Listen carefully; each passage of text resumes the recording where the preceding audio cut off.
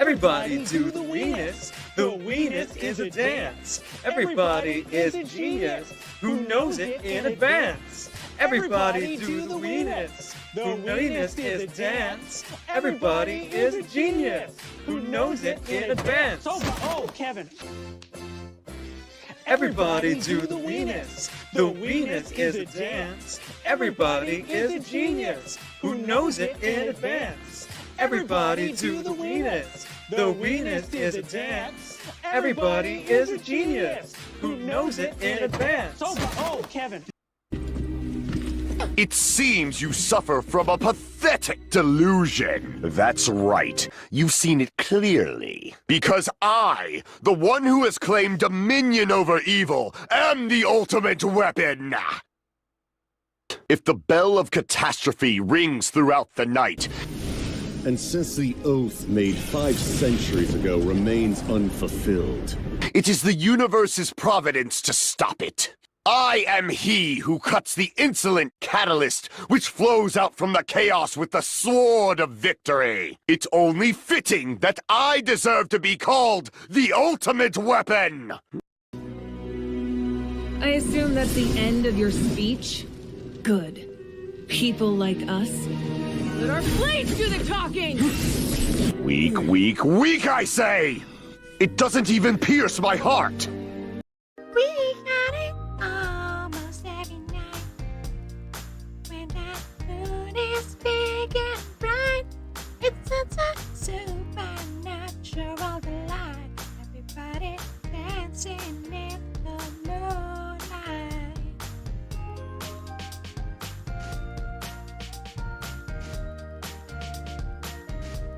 Everybody here is out of sight.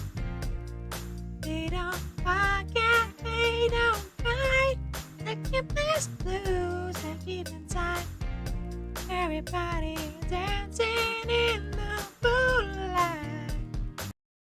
Now I sit all alone, wishing all my feelings gone. I gave my best to you, nothing for me to do, but I've one last cry, before I leave it all behind. Gotta put you out of my mind this time. Stop living a lie. I guess I'm down to my last cry. Oh, don't mind me.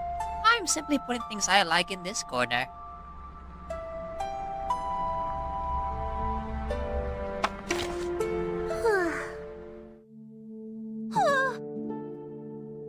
Good morning. Are you still sleepy? Drink water. Get on your knees and drink water.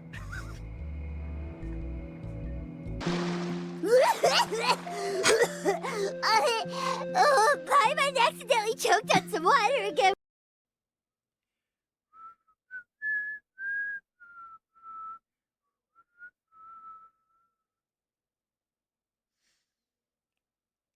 Nais ko ay magpakilala sa iyo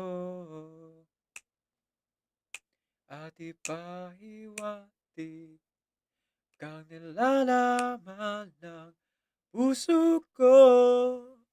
Maunawaan mo kaya o baka sampalin mo lang ang aking mukha. Nagdadalawang isip na wag na lang kaya. Wag na lang kaya.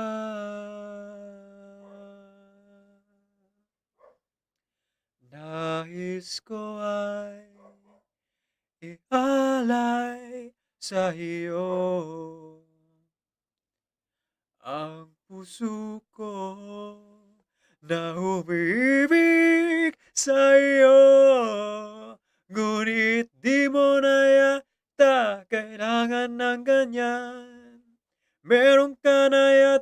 kasintahan na ninikipang tiyan. Wag na lang kaya.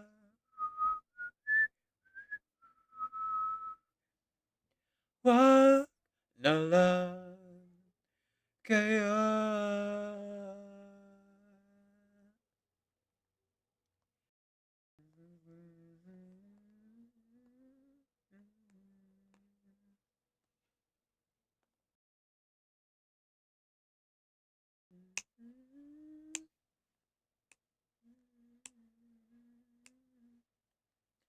Ngunit di mo na yata kailangan ng ganyan. Meron ka na yatang kasintahan na ninikipang tiyan. Wag na lang kaya.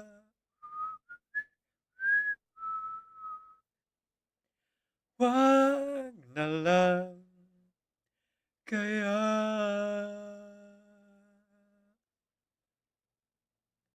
Wag na lang, wag na lang kaya. Wag na lang, wag na lang kaya. Wag na lang, wag na lang kaya.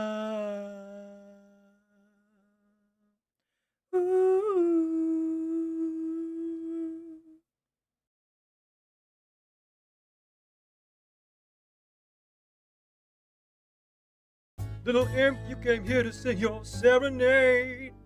Perform your feelings on a velvety stage. What we gotta sing that's popular in these parts? Only little bitches strum the strings of their hearts. You wanna hang around this lustful sound? Such a lovey-dovey before we knock you around. Here we sing about wants and desires. Savagery, lords harder than fire. So give me a thrust. Show me some lust. From the groin to the bust, little imp, you just must. In the house of Osmodius. Come on, sing us a song. Make sure the subject is getting it on. Make it graphic and tactfully long. Go ahead, your mic's on. Objection! Objection! Razor voice. Razor voice. No. It's you. Me. I'm talking. Talking? Razor, are you talking to Dustball? No. Is he supposed to say that's right? A familiar scent. Looking for friends. It's good. Happy.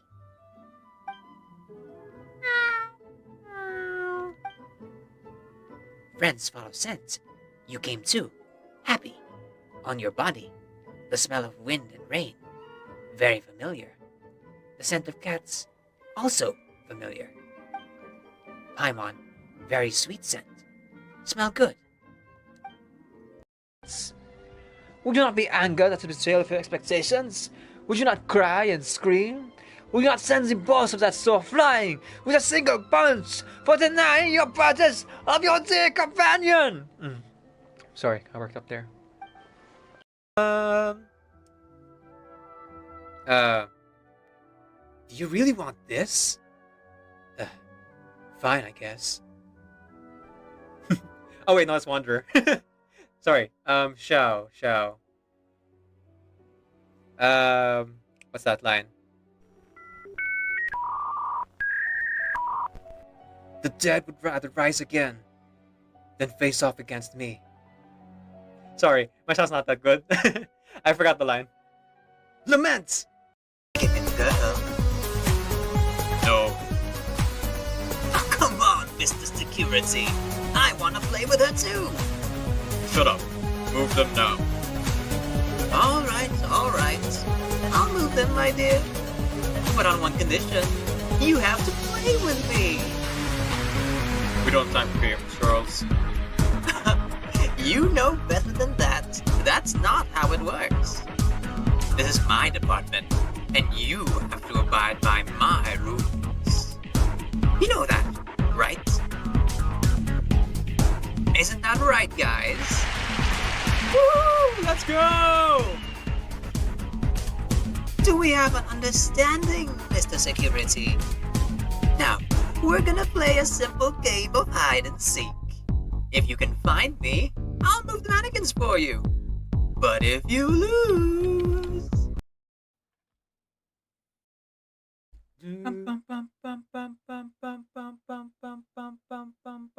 7 apples on the witch's tree, with 7 seeds planted inside of me. In springtime I grew a magic song, then skipping along, I sang the song to everyone. I look at the world through apple eyes, and cut myself a slice of sunshine pie. I dance with the peanut butterflies, till time went and told me to say hello but wave goodbye. Saw some sugar stars, I'll put them in a jar. Oh, we'll whistle around the world. Oh, we'll whistle around the world. I'm a little wolf inside a girl, you say, and off I go from June to May. Oh, whistle around the world.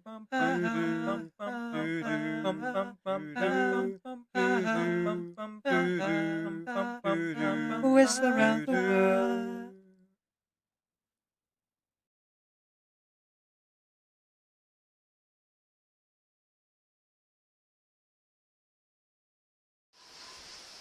Hear the drums echo in the night. She hears only whispers of some quiet conversation.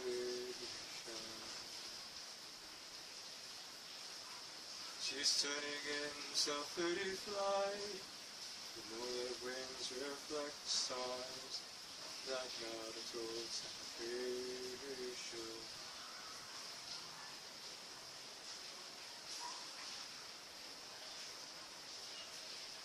I stopped an old man along the way, hoping to find some long-forgotten birds of ancient melodies. She turned to me as if to say, "Hey boy, it's waiting there for you. Gonna take a lot to drag me away from you. There's nothing that a hundred men or more could ever do. I blessed the brains down in Africa. Gonna take some time to the things we never."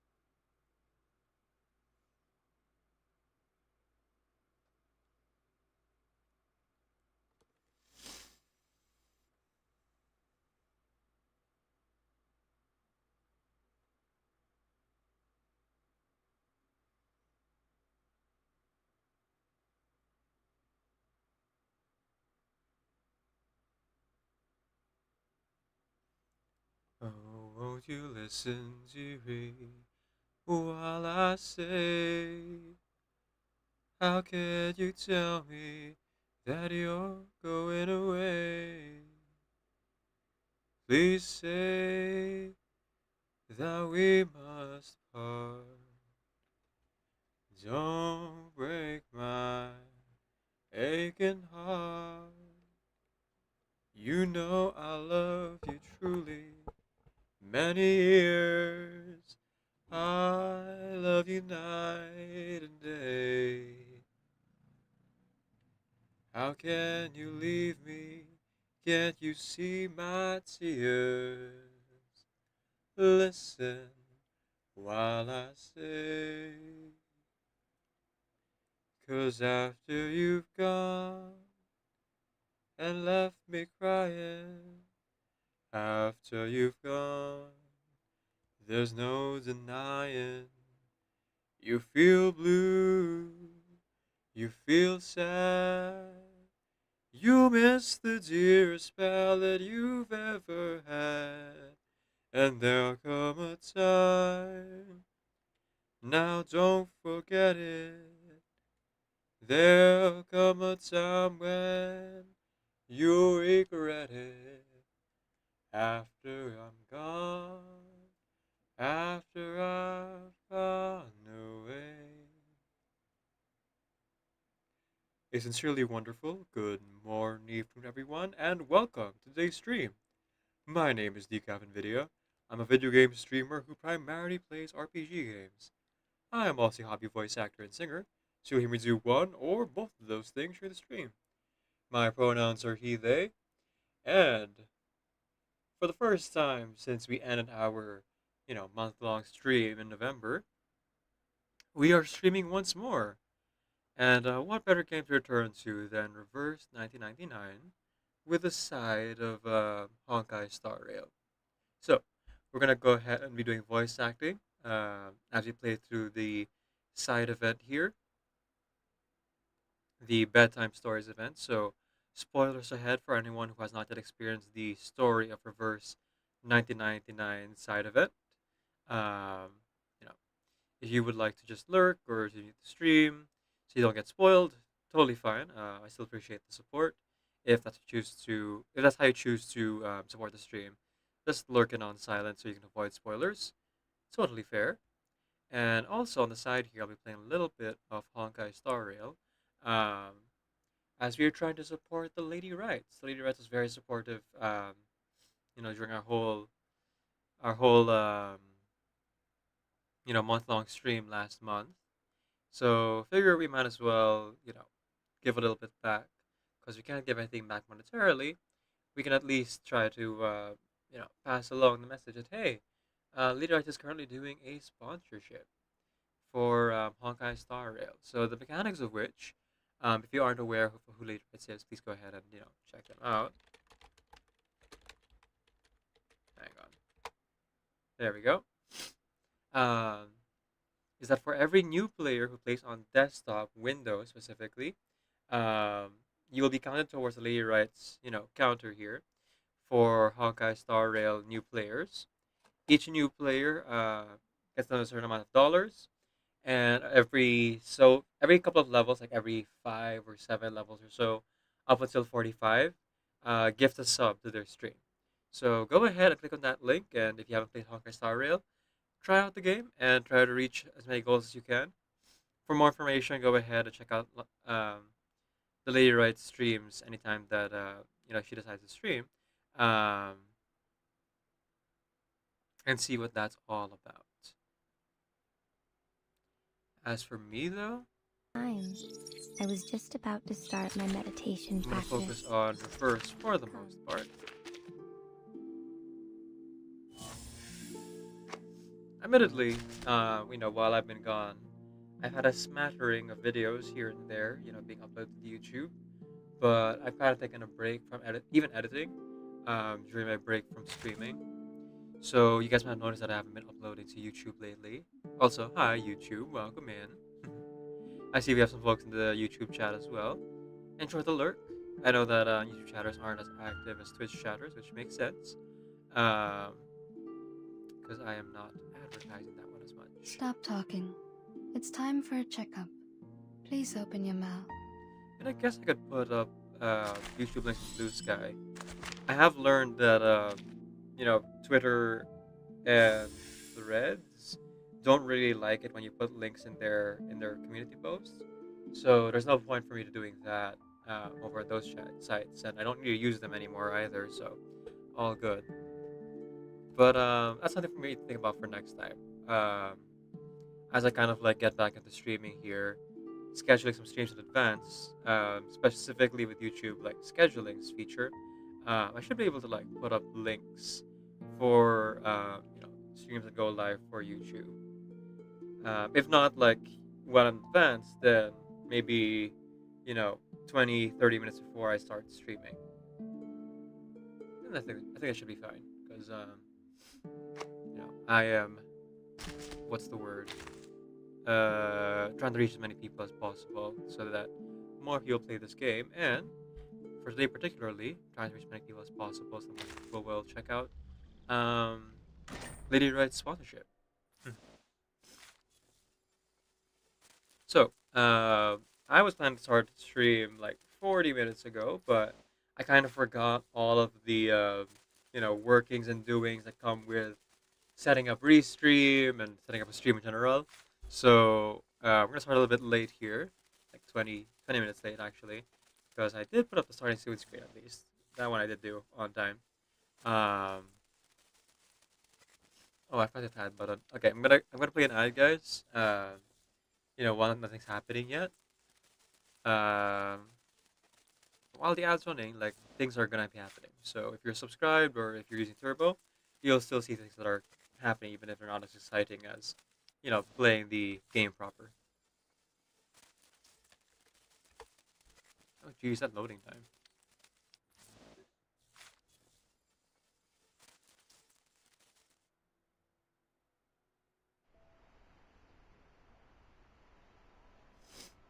Well, that's what I get for playing 2 PC games at once. Normally when I do multiple games, I have like PS4 and reverse playing.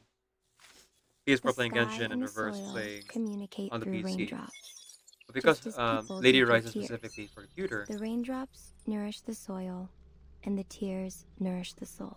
I'm trying to play both games on PC. So my memory on my computer might be a little bit taxed, it seems. But that's okay. Oh, you know what? We just sang.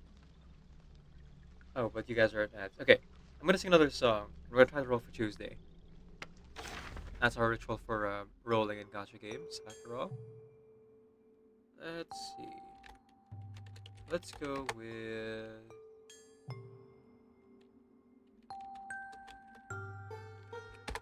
Come Little Children.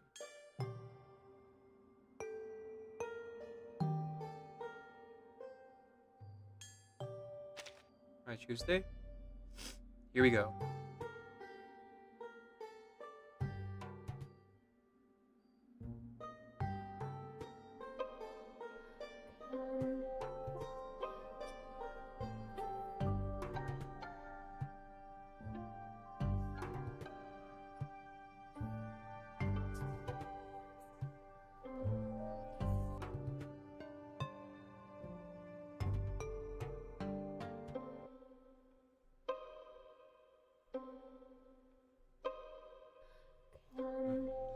Little children, I'll take thee away into a land of enchantment.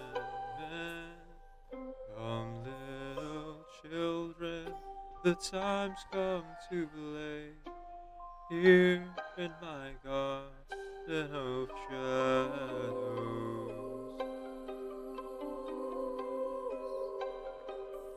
Follow, sweet children, I'll show thee the way through all the pain and the sorrows.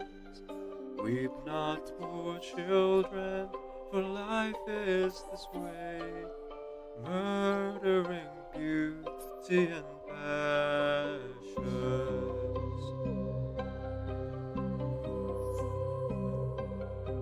Hush now, dear children, it must be its way to weary of life and deceptions. Rest now, my children, for soon we'll away into the calm and the quiet.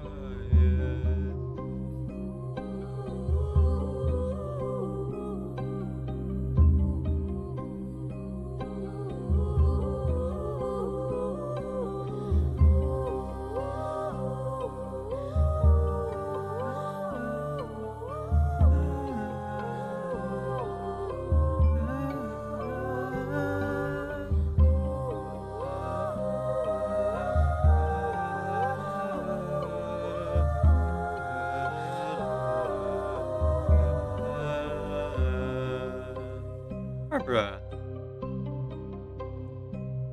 Now, little children, I'll take thee away into a land of enchantment.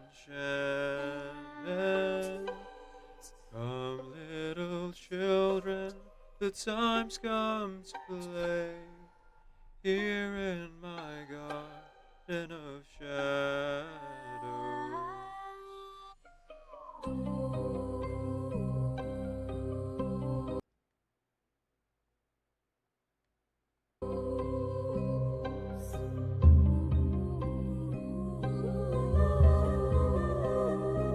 Oh, 2 5 stars in one row. Not bad, not bad.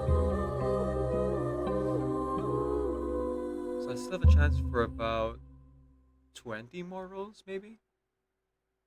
We'll see. Okay, so in order for us to get, through the voice acting as quickly as we can, let's go ahead and just get into it, shall we? These normally take 2 to 3 hours, so, starting at this time, I should be able to finish by around 7 p.m. today, or 8 p.m. No, 8 p.m., 8 p.m., yeah. And then we can, raid on over to, GC Nation, probably. Possibly. So also have the wherewithal.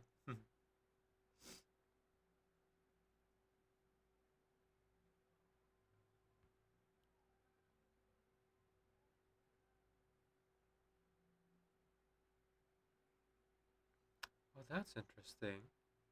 Looks like Twitch updated so that the leaderboard won't appear if people haven't submitted bits or subs for the month, maybe? Cool. That's something for me to take note of here.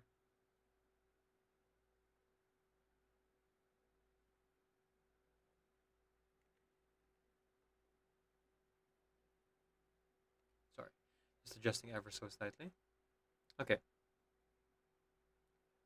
That's that. Bedtime story.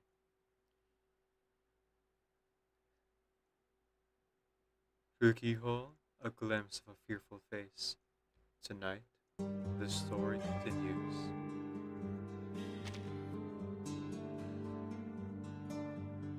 Welcome. Stage 1. Welcome.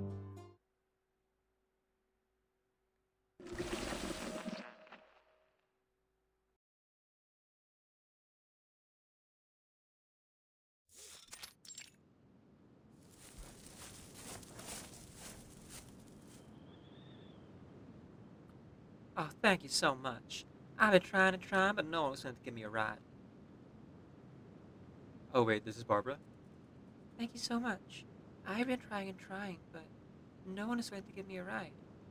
I met another lady just now, but she seemed to be in a hurry.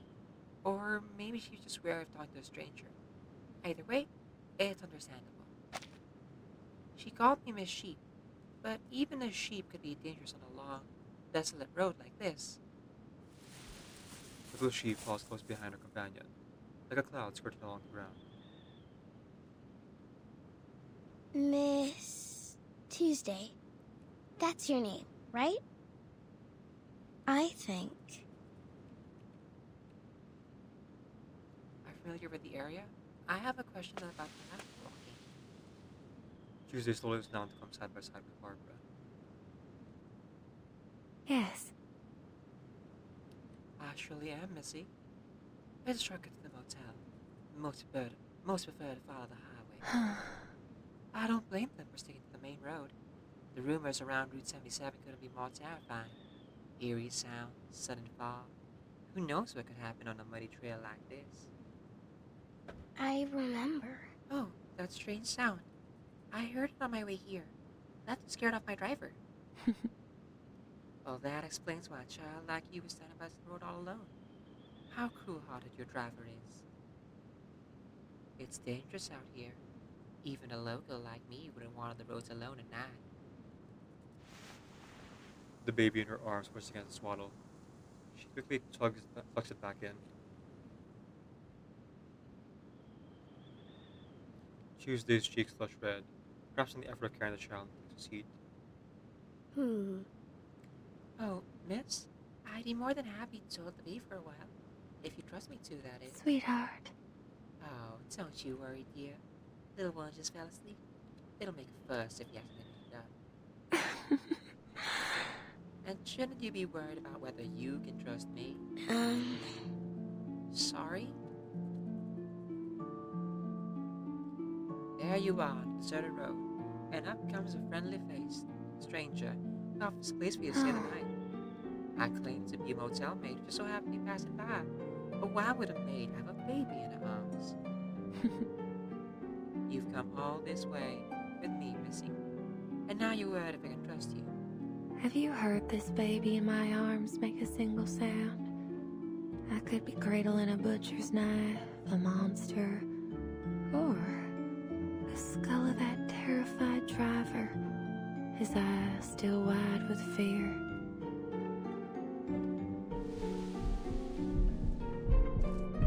Tuesday draws nearer, looking Barbara in the eye. The sheep dares not look away, her nose gives it one sorry twitch. Fear. Oh, look. She raises her arm and sweeps Barbara's shoulder. Oopsie daisy.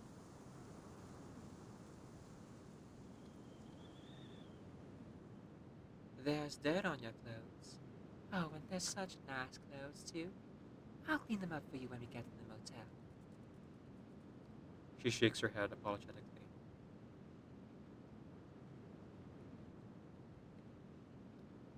Thank you. Regretfully. I should be thanking you. So many of my guests aren't the law of smuggling something. You're like a rose among thorns. It was just making a little joke is all. I didn't mean to scare you. In fact, I went to the roadside to wait for a customer, but they never came. And my baby's been fussy lately. Won't sleep unless I hold it in my arms. So I took it along with me. Anyway, we're almost there. But do be careful outside alone in the future, won't you?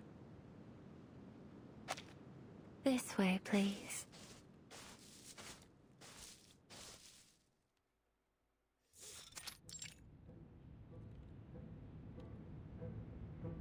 Oh, it's beautiful.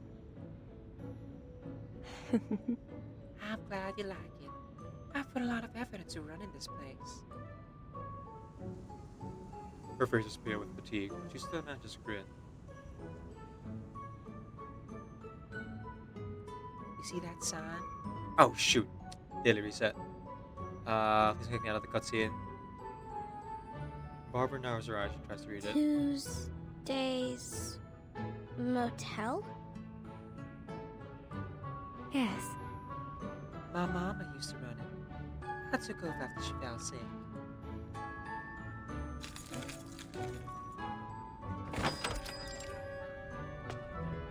Okay. Welcome. Alright, we're just gonna click through it to get back to where we were. Be right back, everyone. Phew! That's what I get for playing during the daily reset. Oh.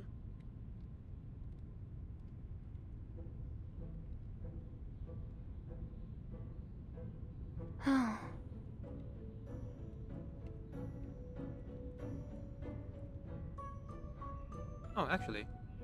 Continued. Okay. Good, good, good. Tuesday pushes the door open as she speaks. Welcome. Are there any requirements for your room? I'm sure I can find one to suit your needs. Well, a quiet room with a little sunshine and a table for me to write at would be more than enough. Oh, I've got just the room for you. Could you wait here a moment? I just need to set down the baby and go check on the room. Then I'll come check on you. Alright? it's okay. Sure. I'll just take a look around here, if that's okay. Of course. Make yourself comfortable. Tuesday strides over. Oh, hang on.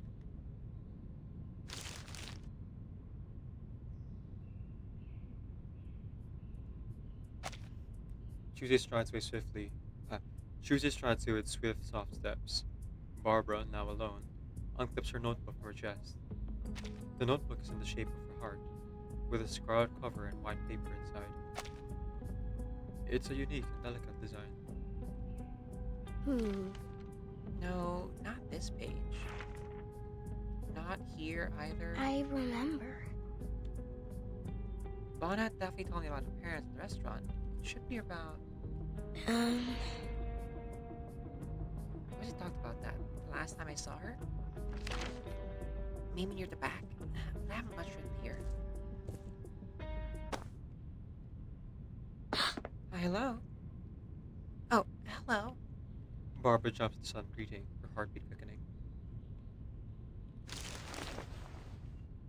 She nervously clips her notebook back onto her chest and takes a deep, calming breath.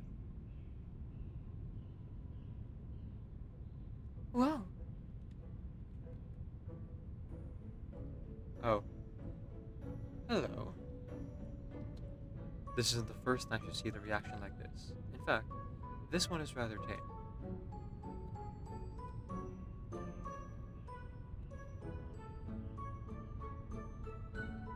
There's no need to be scared. I'm not an illusion or some kind of monster.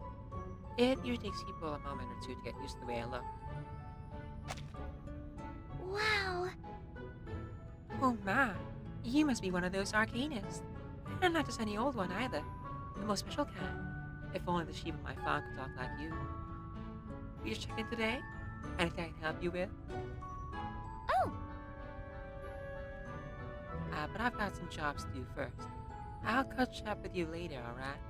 Oh, I'm Kayla, by the way. You can call me Barbara.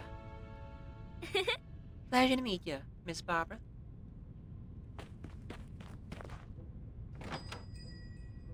The mask under her arm, Kayla walks briskly out of the motel.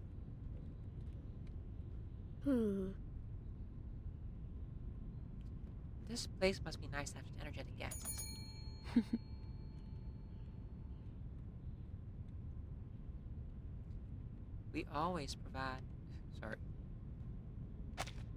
We always provide the best service, despite the limited conditions.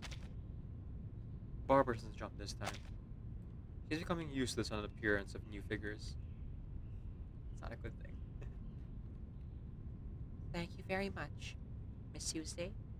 You walk really quietly. oh, How about the service I provide? You won't be stopping around the halls at night now, would you? Anyway, your room's ready. Please follow me.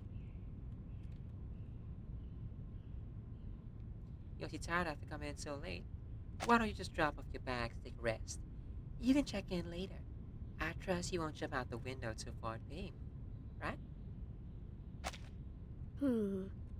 Actually, based on my past interviews, it's more common for guests to kill the owner, take anything of value from the place, and leave behind a messy, empty building. I think. Then the ghost the owner haunts the motel, waiting for future guests to check in so he can tear them apart. At least, that's how the story goes.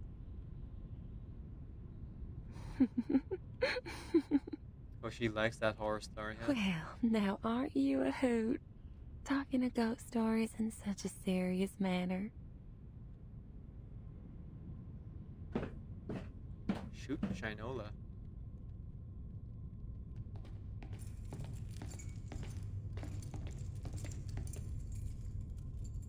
I'm sorry. I Didn't mean to frighten you. Oh, my sweet child. I'm sorry. I didn't mean to frighten you. I was just retelling the stories I'd recorded. That's the job of an editor, you see. Don't you worry, Missy. I love those kinds of stories. She really does. What would life be without a few ghost stories to keep things interesting? Your room's just at the end of the hallway.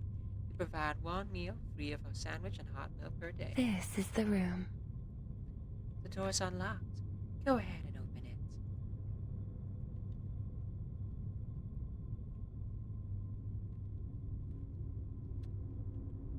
It's a door like any other.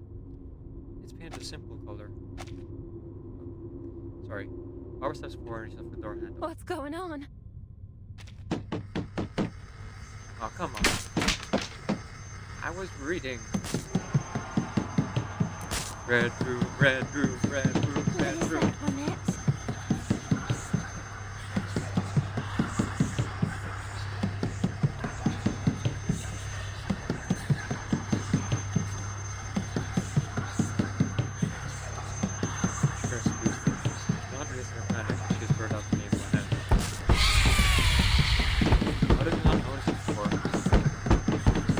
Right there, before Tuesday. Barbara was supposed to Tuesday, we should pull her away from it. Stay away from that door. Whatever's behind it has a sneak button. Quick! The door creaks open. Tuesday puts her hand on Barbara's back. Barbara can't tell if he's trying to support her or push her in. Okay, hang on, let me just reread that real quick. Barbara steps forward and reaches for a door handle. It's a door like any other. It's painted a simple color and a little worn, rotting at the edges. Susie suddenly leans forward, staring at the wall between Barbara's door and the previous one. Child B. What?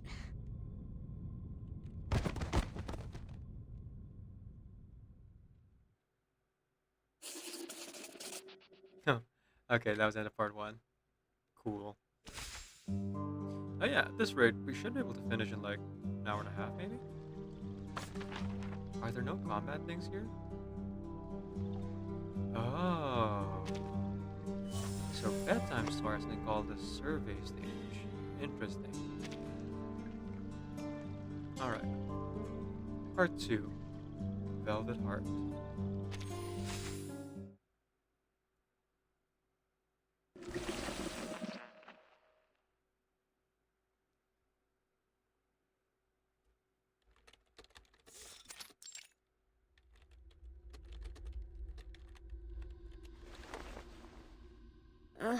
Did I trip?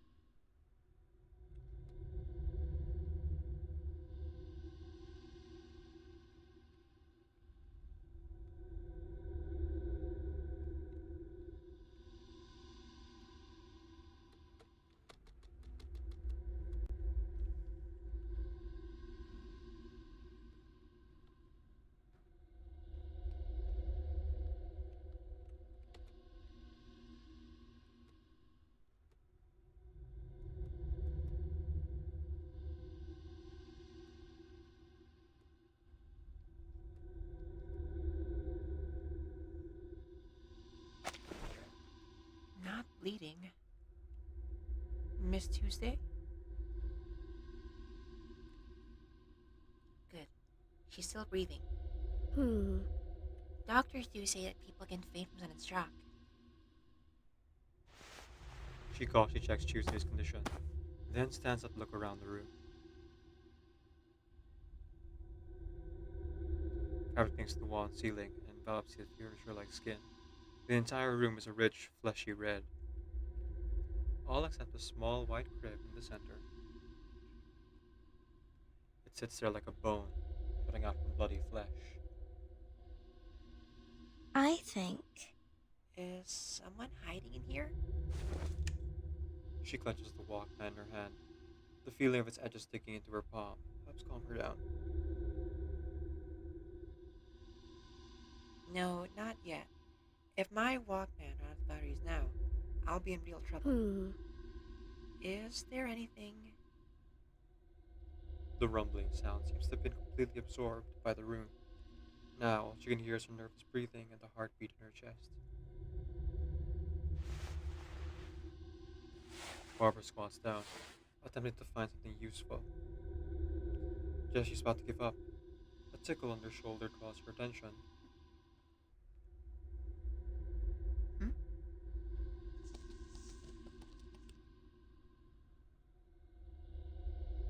The spider. It crawls out from under her sleeve and comes to a stop. Oh? On her palm. Oh, hello, little guy. I didn't know I'd find you here. Oh, hello, little guy. I didn't know I'd find you here, too. Well, this makes things much easier. Could you do me a favor and look over there? Move lightly, okay? We don't want to get spotted. Just realized that there's a tiny sheep on her head. It's very cute.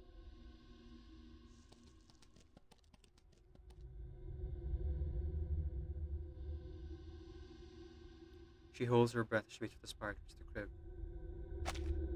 It climbs up the crib and disappears into the fabric. Oh. Oh, seems Missy has a little secret. Barbara's so focused on the spider she doesn't notice that Tuesday has opened her eyes. The classic story of the ghost mother should be horrifying enough.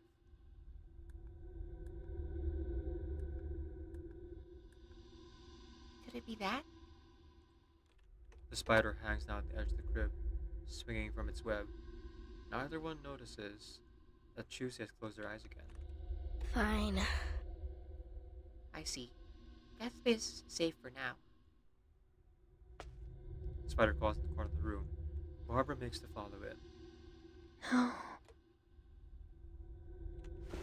Oh? You're awake. Do you know that? Mama, please. Mama, did you know this McDonald's used to be a restaurant?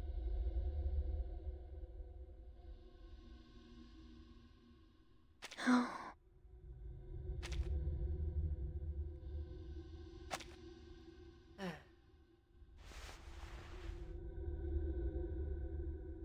Barbara sits down next to Tuesday and gently tucks her hair behind her ear.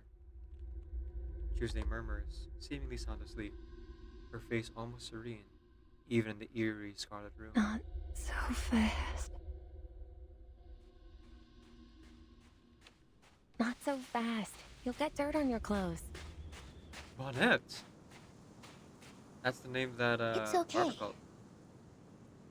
We're in a hurry. A little dirt is the least of our worries.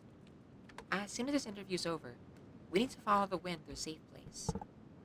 I wish Utso would find a stable shelter, so we didn't have to change location all the time. I always hear people moaning about losing precious documents during the move. At least they didn't lose themselves.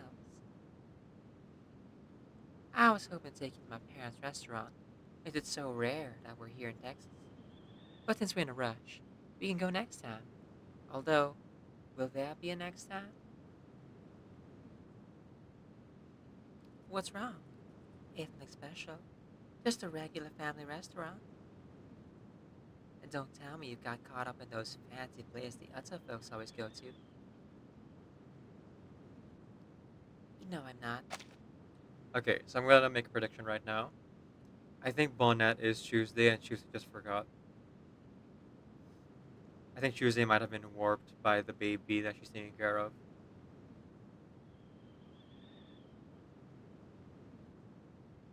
Unless we're dealing with a mother-daughter situation, which is, also possible.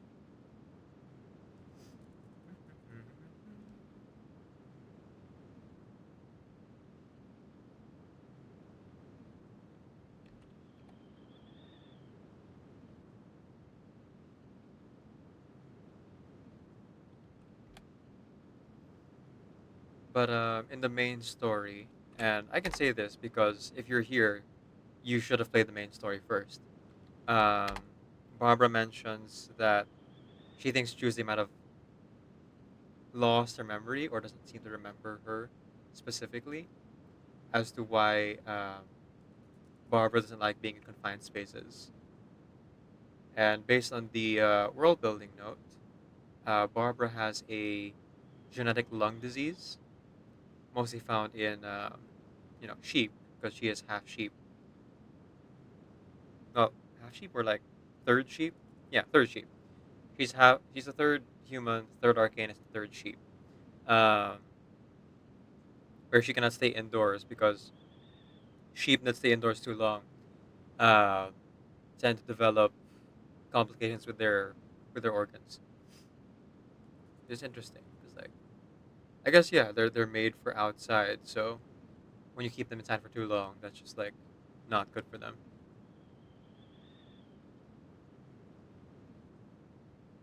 Oh, another ad's about to run. Well, while the ad is running, this is a good time for me to say, before it starts, um, the ads are yeah. The ads go towards supporting my artist friends. I will have to update this Nightbot command again. They go towards supporting my artist friends as now that I am financially stable, thanks to all of your generous donations, can now put money back towards commissioning art for my artist friends.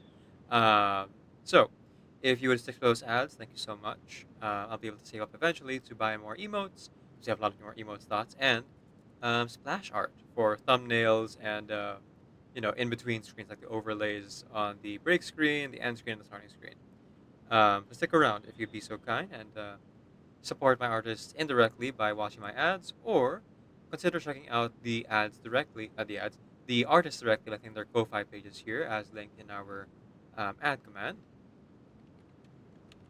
And also, um, this is an added bonus. We are debuting right here today our new PNGTuber. Check me out. I have, I'm supposed to have a little microphone. Hang on. Where's my microphone? Ba, ba, ba, ba, ba. There we go. I guess I must have pressed something at some point. That or PNGTuber reacts even if I'm not, like, on the screen. It's just a little bit strange, but, not the worst thing in the world. Okay, sorry, let's get back to it.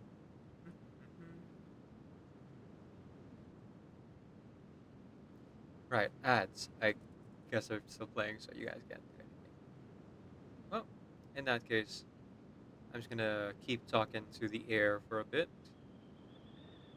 To our subscribers and our, turbo users, hope you're having a nice time. Um, if you don't care about, spoilers, thank you so much for listening in through all of this. Because if you do care about spoilers, please be sure to, mute the stream. Because this is based on the this is based on the current event that's currently running, and the side story has only been out for about 2 or 3 days, I think. Uh, so you might want to experience it for yourself, and if you do, feel free to just lurk and keep the stream at 1% volume, and then mute the Chrome or browser, Safari, Firefox tab, whatever browser you're using. I should hydrate while I'm waiting, and also while I'm waiting, I guess I might as well grab a snack. I do have some cookies here. I would show them to you, but well, so to those who are curious and were here for any of the November like month-long stream, you might be wondering, hey Decaf, how goes the home repair? And to that I would answer, it's going. Right now the ceiling has been opened up, and I thought about whether or not I would continue streaming. Oh, I'll start streaming back up again after that I was fully repaired. But I decided that that now would be a good time as any to like get back into streaming. Um, Number one, because I miss streaming. Number two, because even though I can't show you guys the look of the place right now because it's covered in dust and stuff, I can at least use PNGTuber to keep entertaining folks. Oh, come to think of it, I think all of my content tags are gone. Oh, they are. Oh, that's weird. Only because it's a new year, so I gotta add them again. Weeb. ADHD.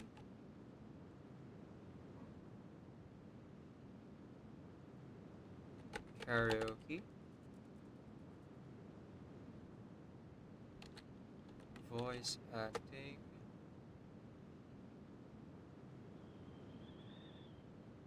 I can have 5 more tags. Let's go with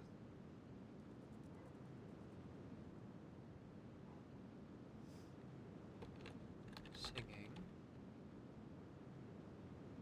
Gosh, what tags did I even use before? Is there a way for me to check older tags? Maybe my VOD settings?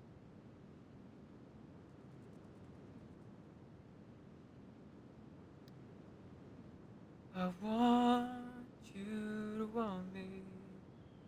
I need you to need me. I'm begging you to beg me. Oh, baby, please believe me. Put on my old brown shoes. Get home early from work. Doing whatever you say, just to say that you love me.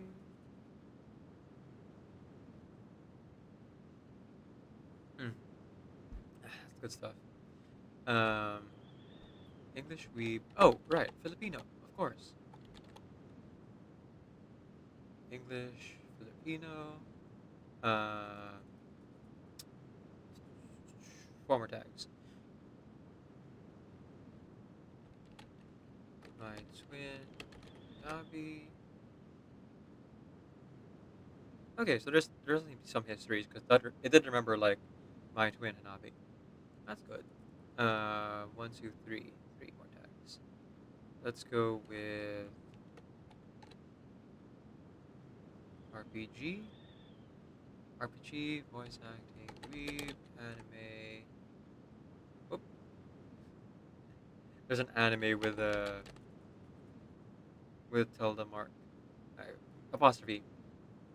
What's it called? Tilde E. Yeah, it's tilde E. Yeah. 1, 2, 3, 4, 5, 6, 7, 8, 9,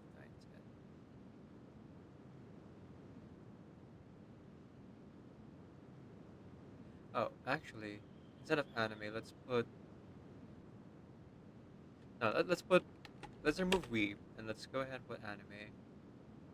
And then let's put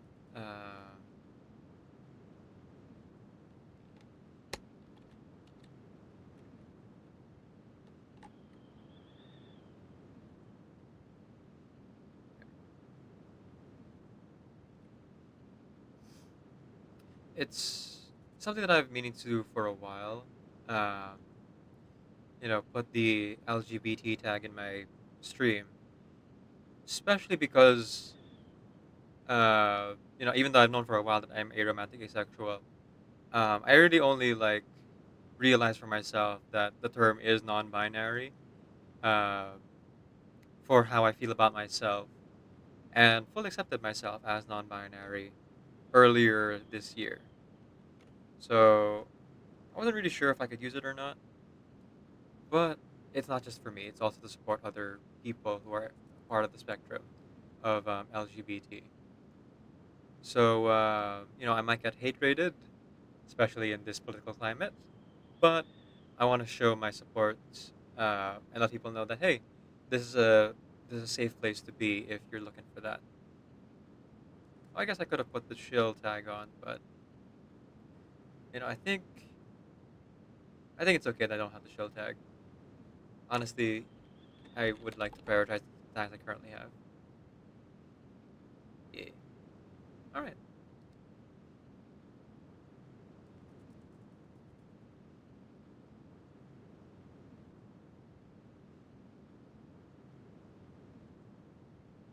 So, sorry. Let's get back into it. You know I'm not. Barbara tells Shred as she tries to capture every detail in the wind. I think. It'll take another half day for the wind trajectory to become clear. Is that enough time for us to have a meal? Huh. It's still a little rushed. I'll make sure we have enough time to enjoy dinner together next time. Okay, for Bon on Tuesday, I'm gonna try to be a bit more I've lost breathy. you to a place where the wind can't go. Until today.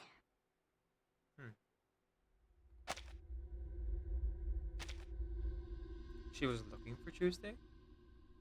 Or she was looking for Bonnet? It's still not clear if Tuesday and Bonnet are the same person, so I guess we'll find out.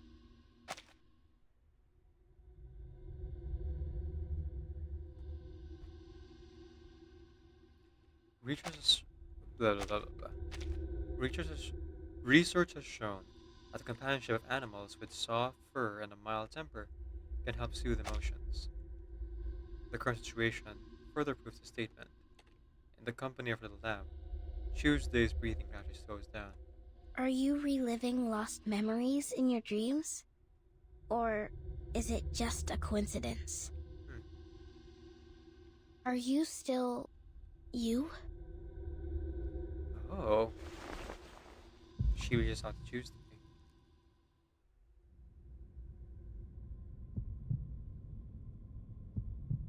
Sheep are often considered the symbol of good sleep.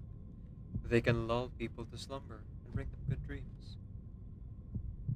But Barbara can do more than just this. 1, 2, 3. Like sheep jumping over a fence, she can leap into a person's dreams. She and her sheep mother used to frolic together in each other's dreams. You see, this power runs in her blood. Oh, interesting. She used this power to learn more about her human mother and won herself a job as an auto editor. I thought that both parents were human females and then they had their DNA injected into a sheep fetus. But it seems to imply that she had a sheep mother and a human mother instead. Hang on.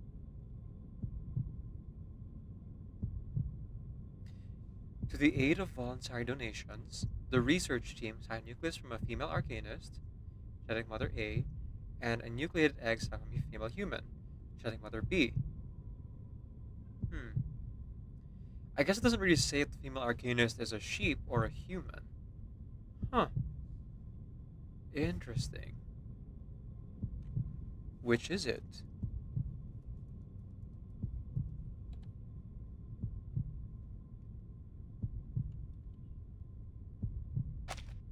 And now, she is using it to find her long-lost friend.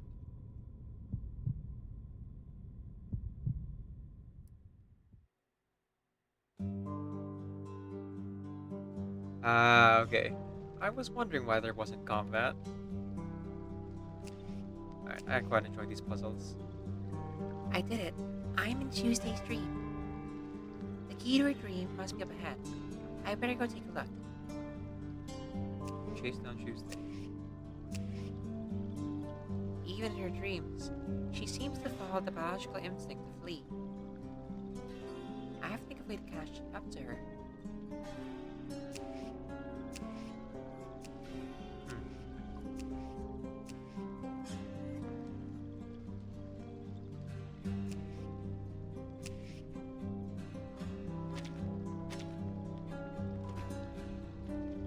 Door is shut tightly and can't be touched.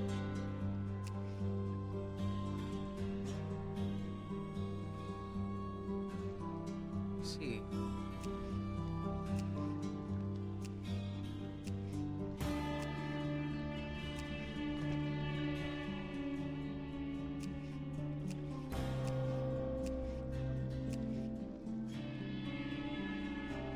Okay.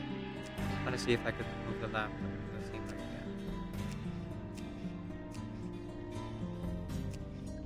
What about the door?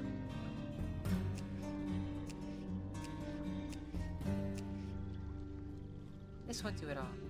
I need to look around for something that can help with this.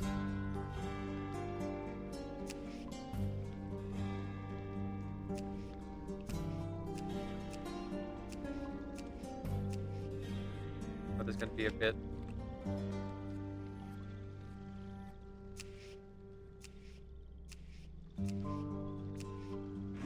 Chair.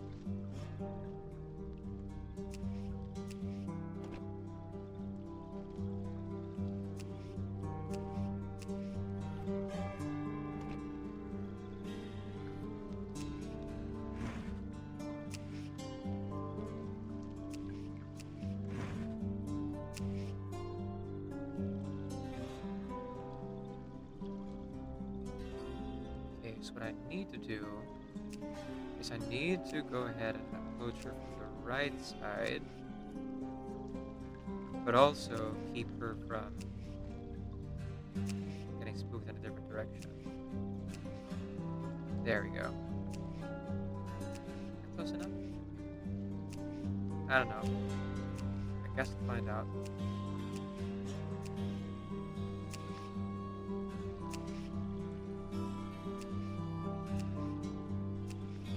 Oh, she got spooked the wrong way.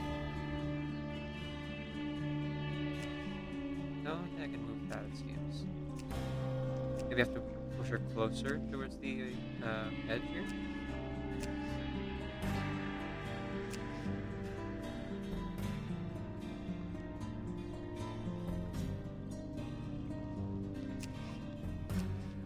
Yeah, she doesn't need to be pulling away towards the door from here.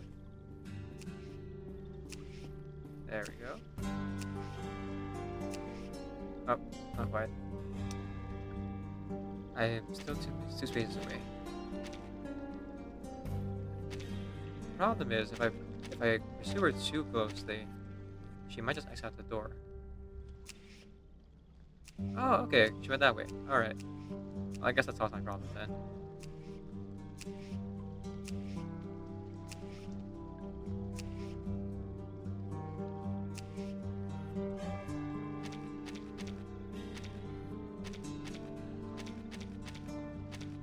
Hang on, guys. I got this. I'm figuring it out. I think. Oh, don't go towards the door. Ooh, interesting.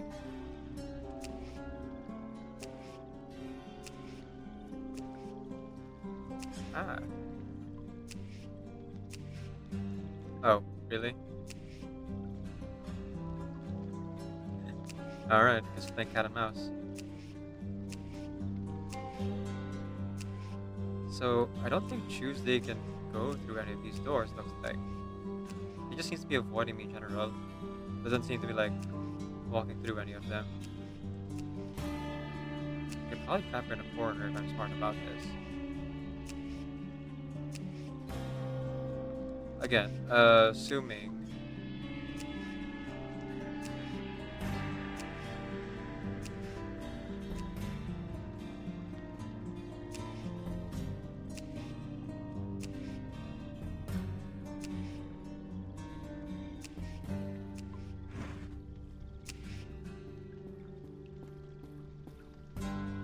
Assuming I corner correctly.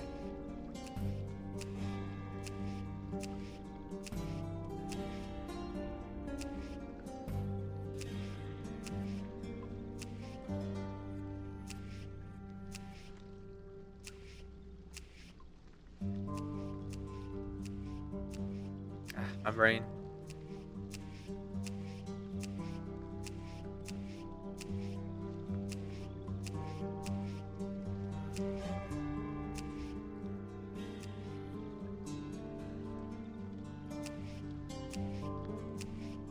Can I use towards the chair?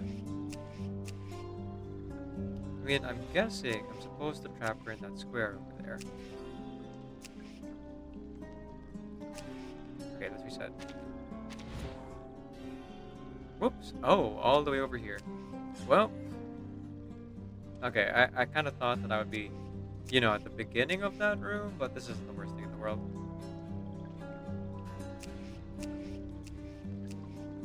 Ah, I gotta think a few moves ahead then.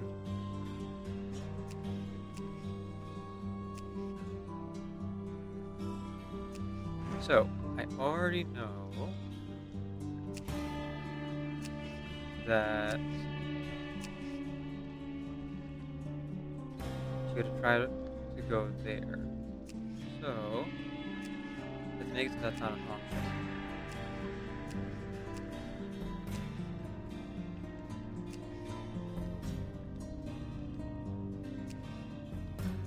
Oh, I overthought it. Okay. That's all it was? Way overthought that. Way overthought that. Still in the motel. This place would mean a lot to her. But She stops with the figure before her. It takes a few seconds for her to recognize its face. It's Tuesday. She's slumped on the floor, cold and breathless.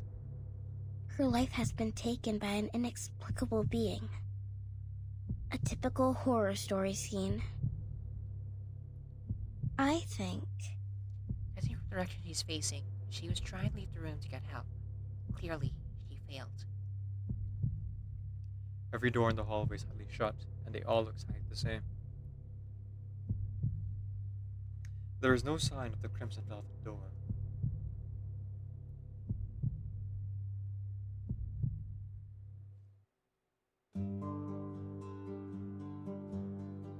Ah.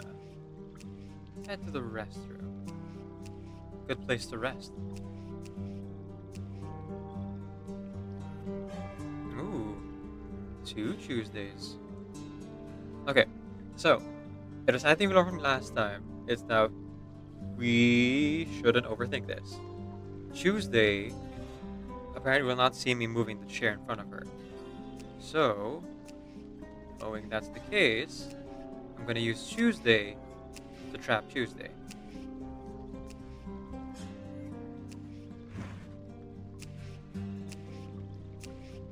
Yep. Knew it.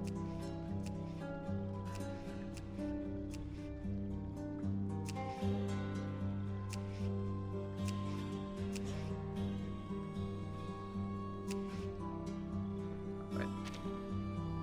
Let's go around and move the chair again.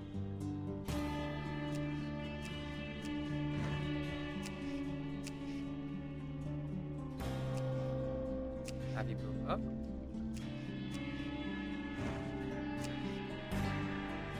And simple as pie. We go around, and she's trapped by her own shadow. Does it matter which Tuesday I talk to?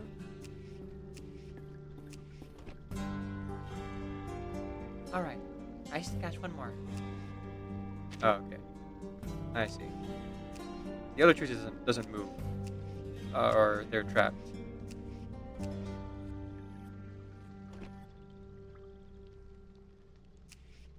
Yeah, that one does actually move. Well, I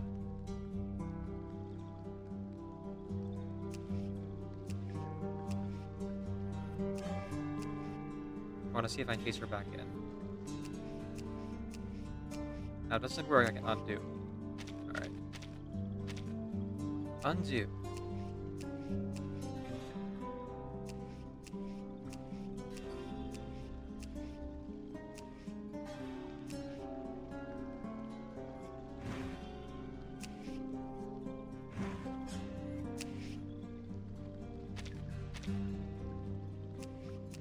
That one did seem to share.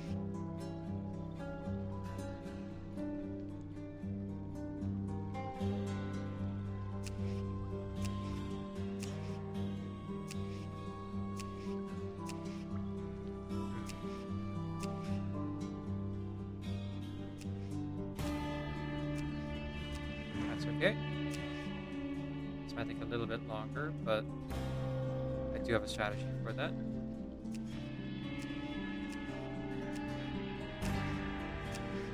Ooga booga booga. Oh, okay. I see what I'm supposed to do. I see the path. I see the end.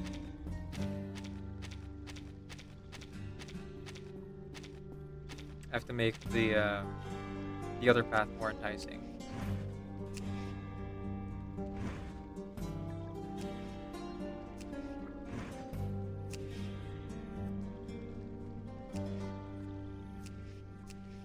Either. Aha! There we go. Ahaha. Once again, way overthought it. This is the washroom. There are ghosts in the mirrors and weeping shadows lurking in the corners. When you turn on the tap, blood pours out. Fun. Fun, fun, fun. Oh. Hello, Ba-ack. I'm Chili. Nice to meet you, Chili. Nice sense of humor there. Really appreciate the dad jokes, especially in my streams. Welcome in, welcome in. I guess that could have been one of the tags I put on my stream. Actually. I mean, it's in my about page, so I love puns and dad jokes. So I think that's good enough. Oh, maybe if I remove karaoke. Yeah, let's remove karaoke and let's add puns. It was so obvious I just had to. Yeah, I got it. Nice to meet you, Chili. Are you a player of Reverse 1999 or just looking for streams randomly? The reason why I have the I'm back here on my stream title, you know, hello world and I'm back, is because yes, I have taken a break from streaming and just recently came back. I mean, my break isn't nearly as long as other people. I only took like a week and a half break from streaming, but I did do a 720 hour long stream. So I figure, you know, I might as well take a break, even if it's a short week long break. Yep, a fellow R1999 player. Excuse me? Ah, yes. Indeed. It was a fundraiser thing to help get some electrical work done, which, you know, currently my ceiling is open, so that's why the camera is off and I'm using my PNGTuber instead. Also, debuting my new PNGTuber. It's a collaboration between my friend Hanabi and Koala, who are so kind as to create this PNGTuber for me. Speaking of, I put the microphone back in my hands. I don't know why it keeps disappearing. Maybe it's just like expires. It's not large enough for me to like take notice of when it's gone. Looks dang great. It does. Man, they did a really great job with it. I really appreciate them so much. Okay. But yeah, I did a 7-hour stream and you know, debuting the PNGTuber today and playing Reverse 1999 myself. Nice to meet another Reverse 1999 player. I am currently playing the side story for the event. So if you haven't like played the event for yourself and want to avoid spoilers, you know, feel free to lurk. And if you don't mind spoilers, you know, feel free to chat and hang around. I just started playing R1999. Oh, you're asking me if I just started playing. I have been playing since 1.3. I joined during Calabana's event. I haven't fully cleared it though, but I don't mind. Alright, good to hear, good to hear. I always want to make sure that, you know, I don't. What's the word? While I love streaming, games and RPGs, I try not to. I try to like preserve people's experience as best I can. There are people like me who don't mind spoilers, but I don't know, it's not everyone. Another early player, rare to see. I feel. Is 1.3 early?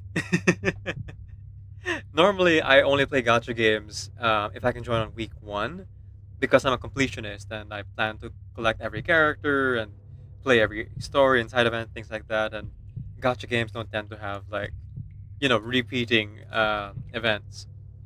But there are two reasons why I was able to like start playing R999, even though it's like 2 months in.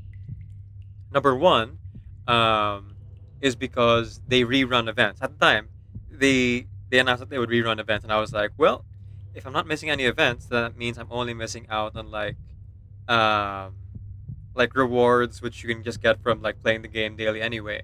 So I'm not really missing anything as completionist.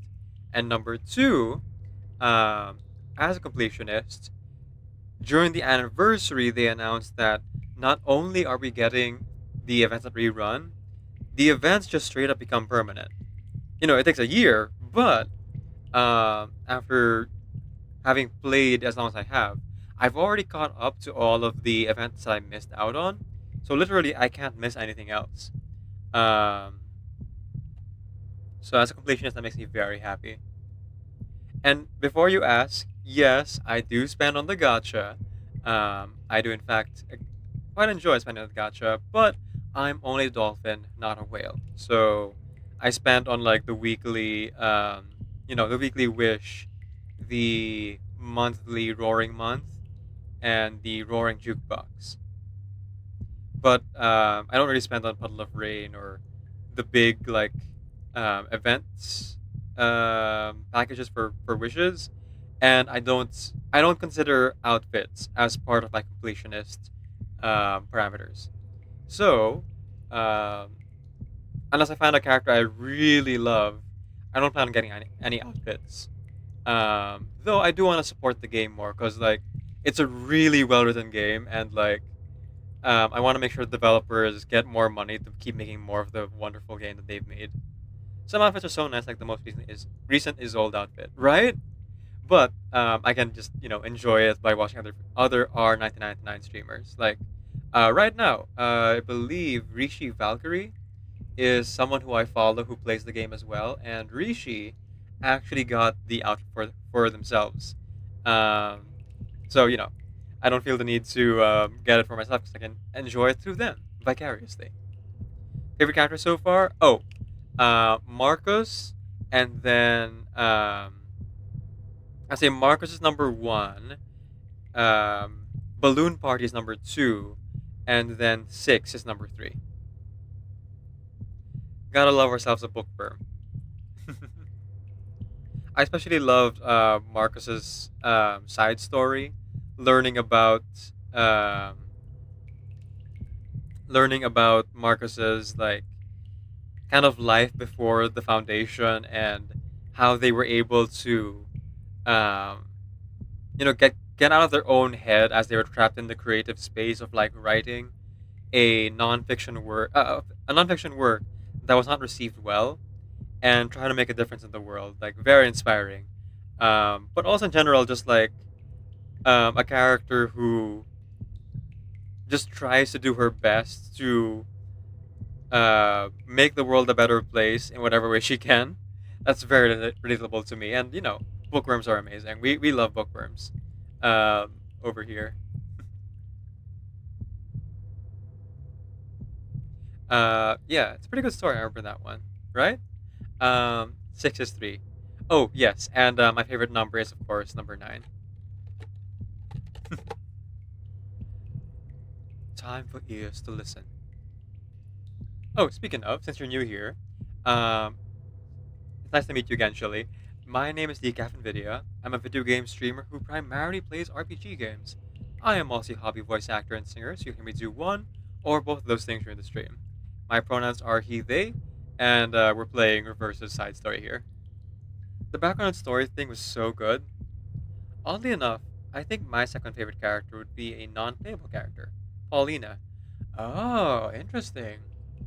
We didn't really get to see a lot of her in the side event.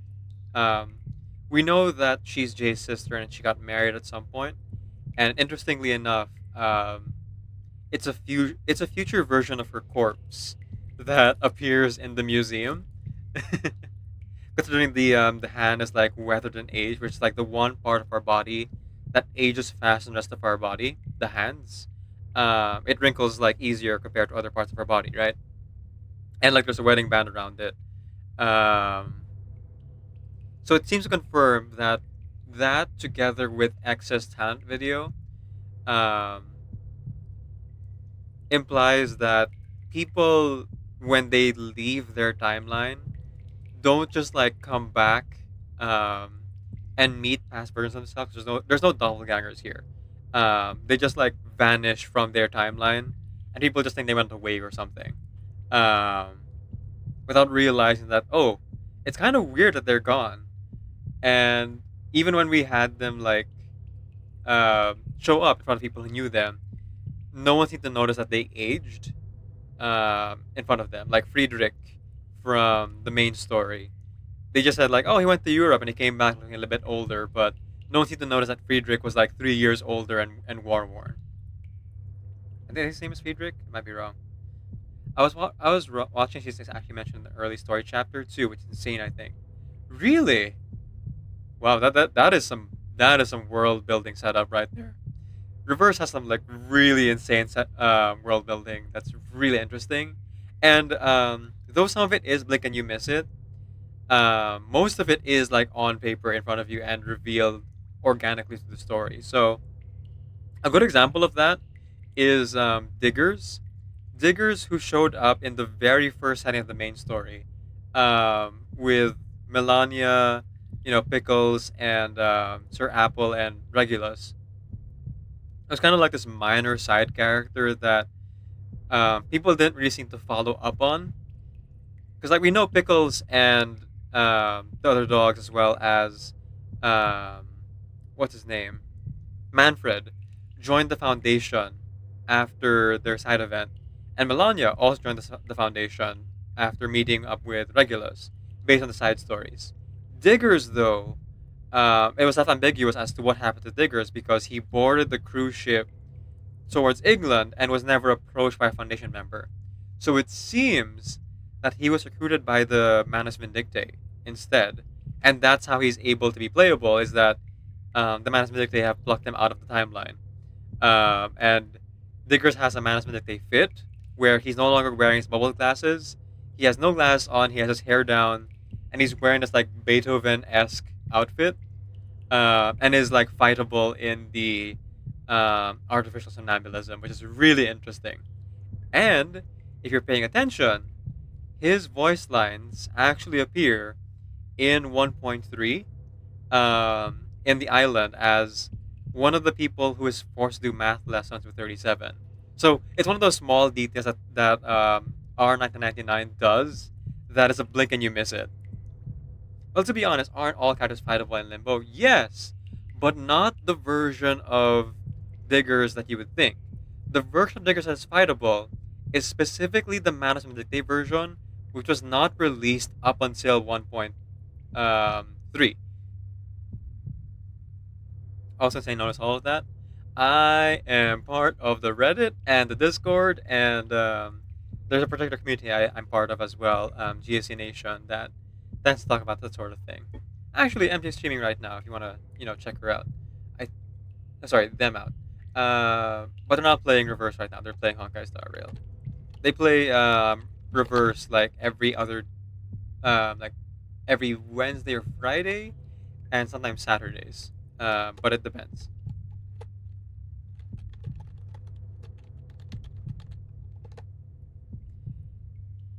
There's a mass version of Six in Limbo that popped up recently, right? Yes, it seems that there might be some something that happens to her again, but we'll see. I know Sophia for sure joins Manus Vindictae. I'm not sure about Six, as well as Diggers.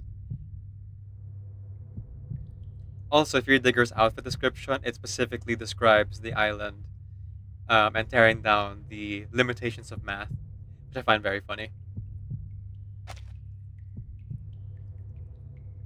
A classic crime scene. The washroom is the most common place for motel victims to be killed. Maybe she came here to fix uniform, or she's gonna guest complaint. Either way, it didn't end well. She carefully steps over the body on the ground and returns to the hallway.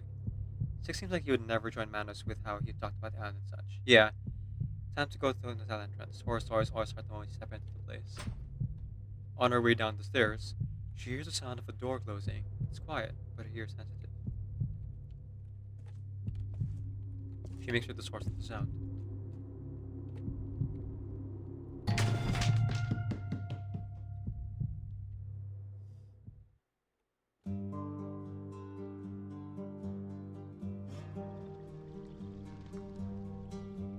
Oh, here we go again. Alright, puzzle time.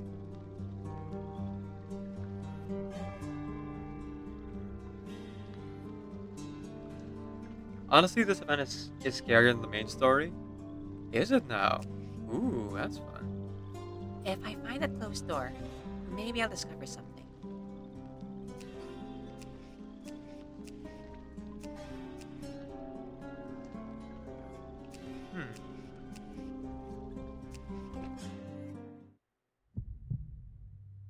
The whole event is scary to me. It's very creepy and such a vibe.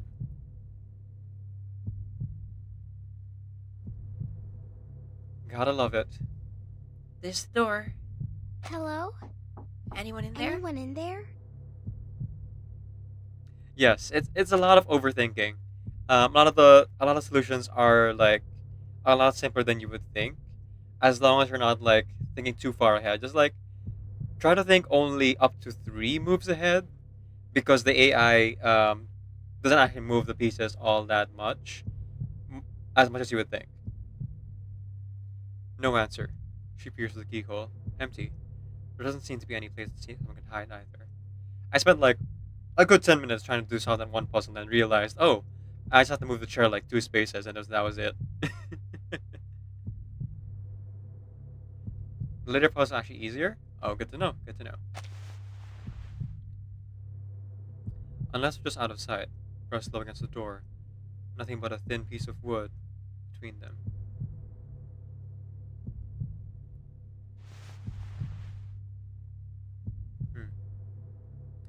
Changes her angle.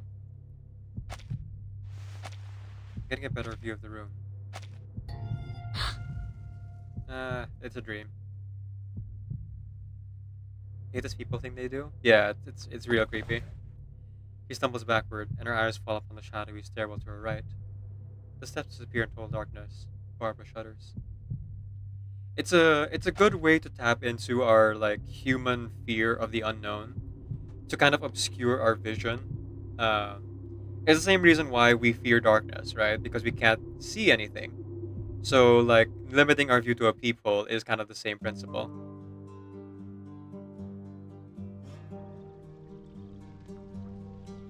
It works. It does. It does. All right. What's in the side here? Ah, okay. Puzzle time. All right. Before I roll in the gotcha for HSR, I'm gonna go ahead and try to entrap some folks. Okay. So we're gonna trap a Tuesday with another Tuesday first.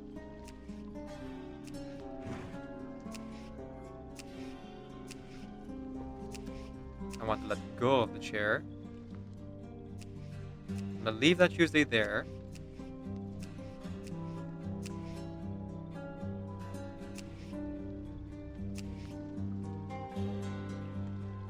And then move the chair over.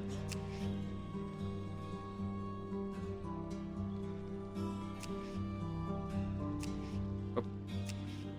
Let go of the chair. Also, I saw Tuesday's ult. I had to roll for her.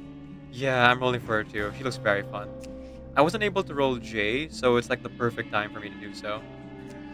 Alright. Simple enough. And because I'm chasing from this side, the other Tuesday won't be able to run the other way. Here's all this amazing. Ooh. Looking forward to it. Alright, one. And One left. Alright. I have to remember that Barbara's voice, to make it easier for myself, is a 12-year-old's voice because Barbara stopped developing after age of 12. Talk about puberty blockers, am I right? So children's voices tend to have like a cottony feel to them, which the voice actress is going for here. So I just have to remember to like place my voice on the tip of my tongue and kind of gargle my speech a little bit to get that cottony child's voice. It's the same thing with LaSource, though LaSource is definitely a lot harder compared to Barbara's voice, because LaSource has a higher pitch and a British accent with a softer intonation.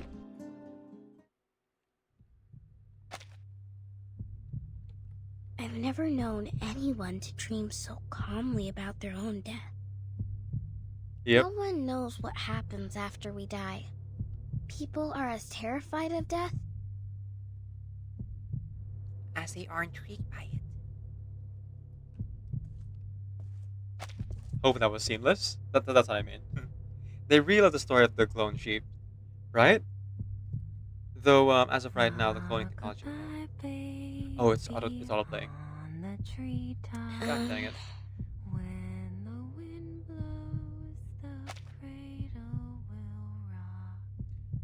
Okay. Once again, she's agreed with Tuesday's cold and left his body. How many times have they met this way? She can't remember. Barbara steps closer and closer to the body, as if allured by it. But before she can reach out to touch her, she's interrupted. I mean, every character in R1999 is based on either real-world mythology or real-world history. And it's not always like, oh, 50 years ago or 60 years ago. Some of them are like pretty recent. The clone sheep story was the early 2000s. And of course, Regulus Pirate Radio is the 1990s. So like the references we get to the characters that are based on these historical events don't go too far back, which is pretty interesting. I forget what the name of the sheep was actually. What was the name of the clone sheep? It wasn't just one. Oh no, it was just one. The first one was Dolly. Dolly the sheep was the first cloned animal ever cared for an adult cell, affectionately named after the country music legend Dolly Parton. Oh right, I forgot about that. Oh, that's wonderful. Okay, I'm gonna join MJ, but not really.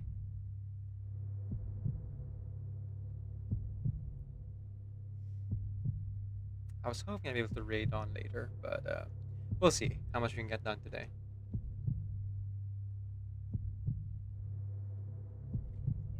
Okay, you want Voyager story so bad, right? I'm so curious about who and what Voyager is.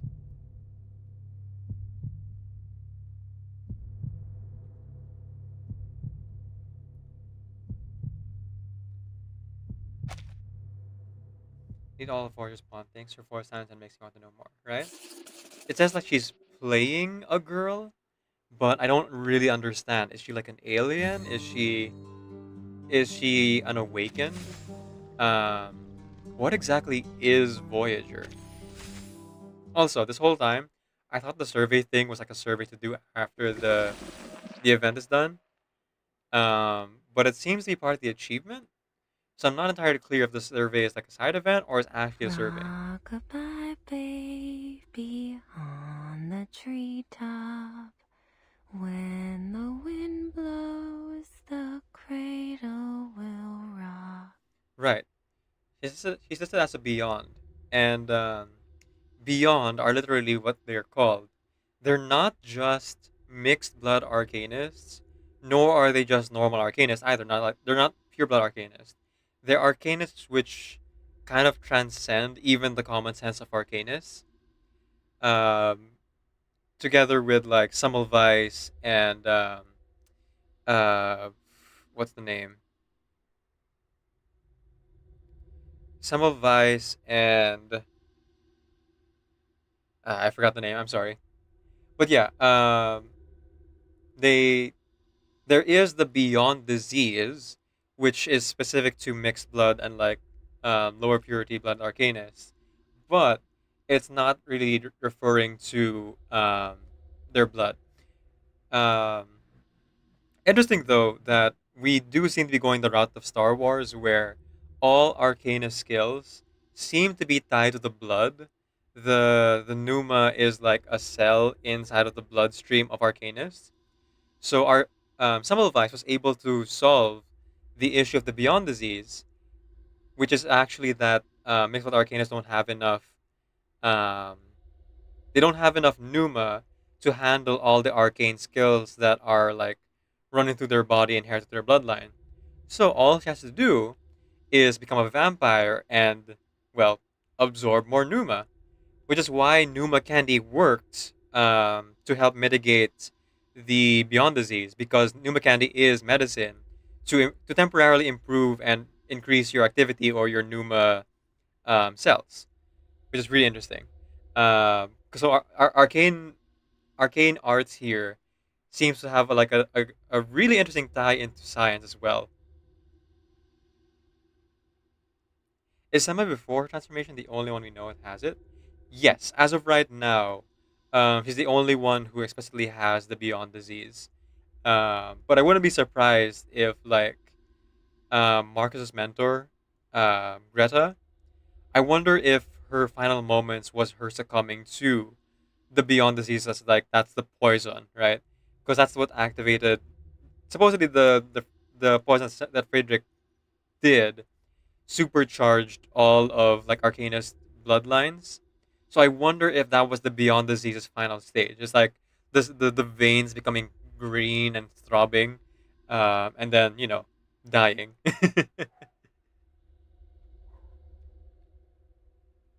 But yeah, it's really sad that the scientific community like dismisses arcane skills, because the way the writers have built up arcane skills and arcane bloodlines, it does seem to be it does seem to have at least some scientific principle behind it, which is really interesting. Sorry, back to the story. When I once I go off, guys, I tend to go off like a lot. When the bow breaks, the cradle will fall, and down will come baby cradle and all.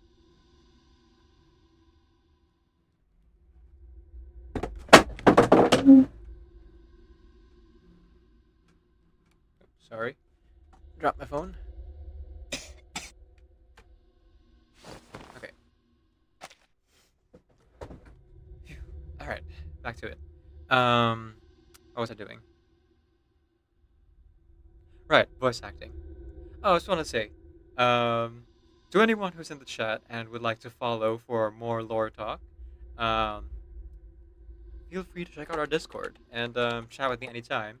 If I'm not streaming, I very much enjoy talking about these kind of things. So you can join the Discord for that. There's so many confusing things like that. The knot thing in the store was the most confusing thing to me, to be honest. Yeah, um, the knot seems to be like so they seem to be following the three laws of magic based on um, kind of like European Celtic lore, wherein we have a power source, we have intent, and then we have a focus. So, the power source obviously is the Arcanist bloodline. The intent is the spells they're casting, right? And the words they're using to kind of like um, shape the spell. And then the focus is the arrays, incantations, and physical objects they use to kind of like cast their spells. So that's the three laws of magic as like um, given out through like Celtic mythology and English mythology, right? And there are a lot of like mythologies as well. Also, they follow the same rule of threes. Um, So the knot is basically just a physical representation of a focus, right? It's a physical magic circle where instead of drawing a magic circle in the air, Arcanists can do that because they can just they can use their bloodline to like draw a circle in the air with light or whatever. Humans and mixed blood Arcanists can't do that, so they need to like tie a knot. Or in the case of the Foundation for the teleport spells and their other skills, they use floppy disks to kind of store the incantation in advance, rather than take the time to draw the incantation in the air or on paper or say the spell or whatever, right? And some bloodlines can't even cast certain spells. They have to cast it from those physical mediums. What was even more confusing, it does not didn't work for everyone, though, except for Kakanya, and maybe because the brooch from Isolde was the real reason for it. Exactly. So, it seems to be extremely difficult to make that specific golden circle because it does have like three ratios of math involved in it that you have to solve for. So I don't think any layman could like just tie a knot that precisely without tools or without being a genius. And yeah, I think I subscribe to the theory that even Kakanya, with as smart as she is, did not tie the knot properly. Um, and that the brooch was the real knot. Because if you look at the brooch, it does look very similar. And if you're playing the roguelike, so another piece of lore thing, the brooch has a flavor text that I just want to read out loud real quick.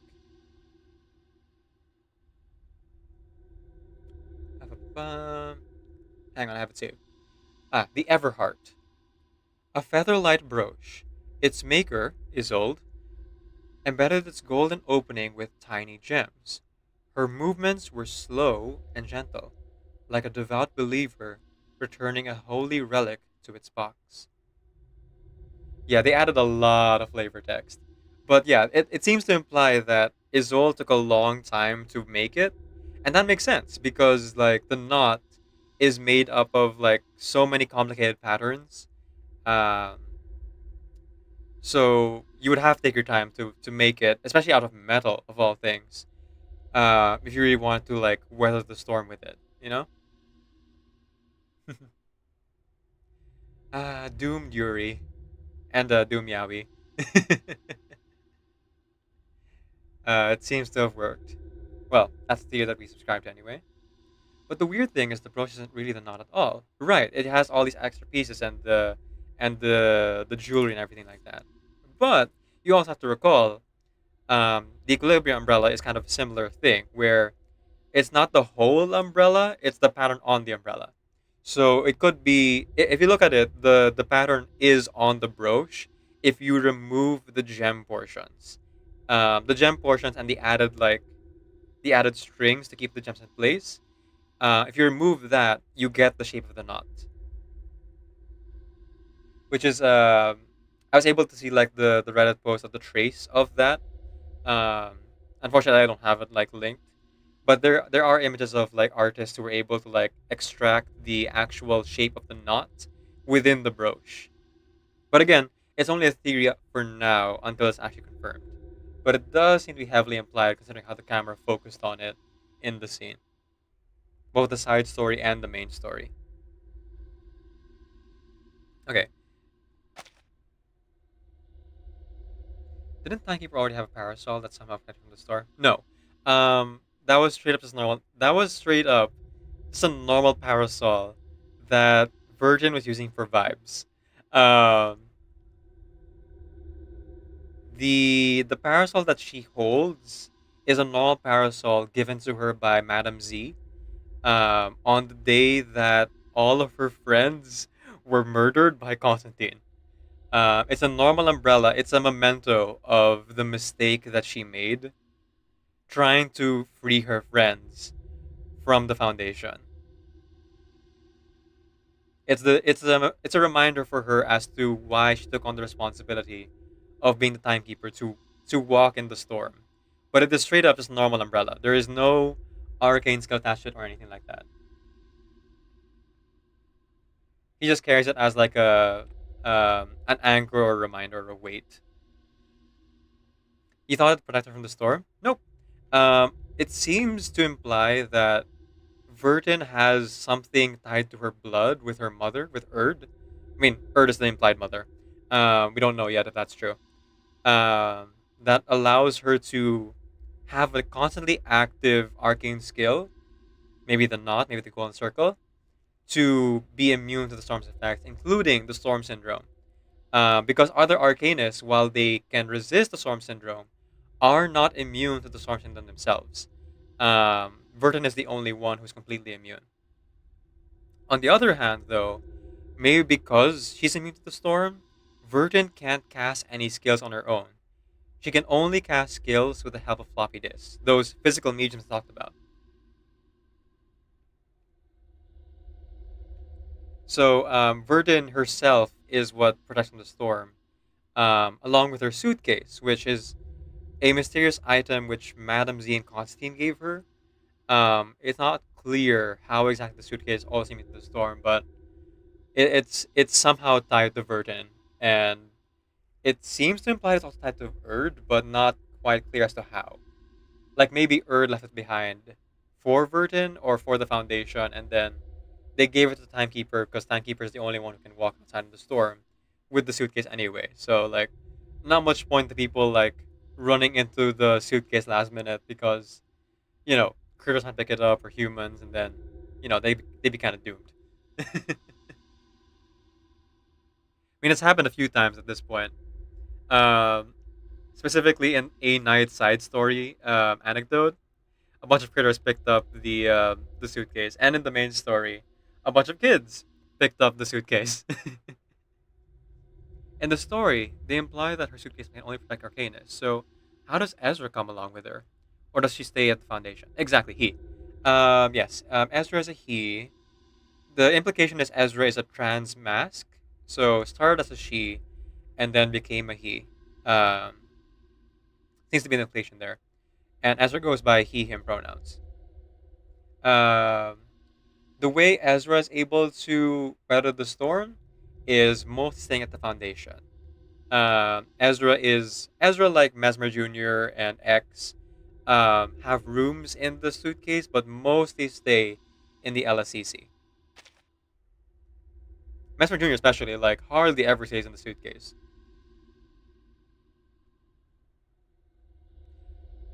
She struggles to sit up.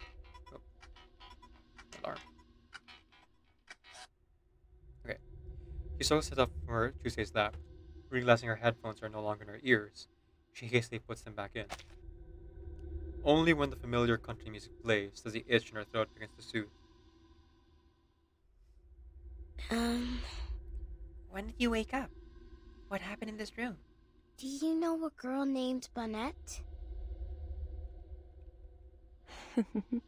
Mama, you're like a little question machine up and running again. Bonnet. A very sweet name, but it doesn't ring a bell. As for the room, well, what could happen to a safe and quiet place? You can go ahead and rest here until you're fully recovered. Regretfully. Although I must apologize, but there's no desk here. After all, we're just a small motel in the country. Our facilities are rather limited. And I need to apologize for the coming accusation. What you're doing to me now is called false imprisonment. Oh. Ouch. I took good care of you when you passed out and made sure you had sweet dreams. How could you accuse me of something like that? Tuesday lowers her head to fix the hem of her skirt. It seems to be a habitual action. That was a nightmare, not a dream. All the more reason to get more proper rest, don't you think? In fact, I envy children like you. I never dreamed, you see. But wasn't that your dream? She doesn't answer muttered words. Zach, I'm so glad to come across you. You know more about the lore than anyone I've ran into yet. I barely know, had the half of it. I don't have as much time to, catch up on promos and stuff like that because I have a full-time job. Jakazin is a recommendation I would give to you. Jakazin is a really good lore streamer for Reverse 999. I think he's currently the #1 reverse streamer as well. He also has a YouTube channel, so that if you don't have time for streams, you can check out lore videos over on the YouTube that he does. But fair warning, Jakazin is a Chinese player, so he's very far ahead of us in terms of like content. So he'll sometimes talk about things that are like very far in the future. Yeah, I do say YouTube all the time, right? Exactly, exactly. That's the guy.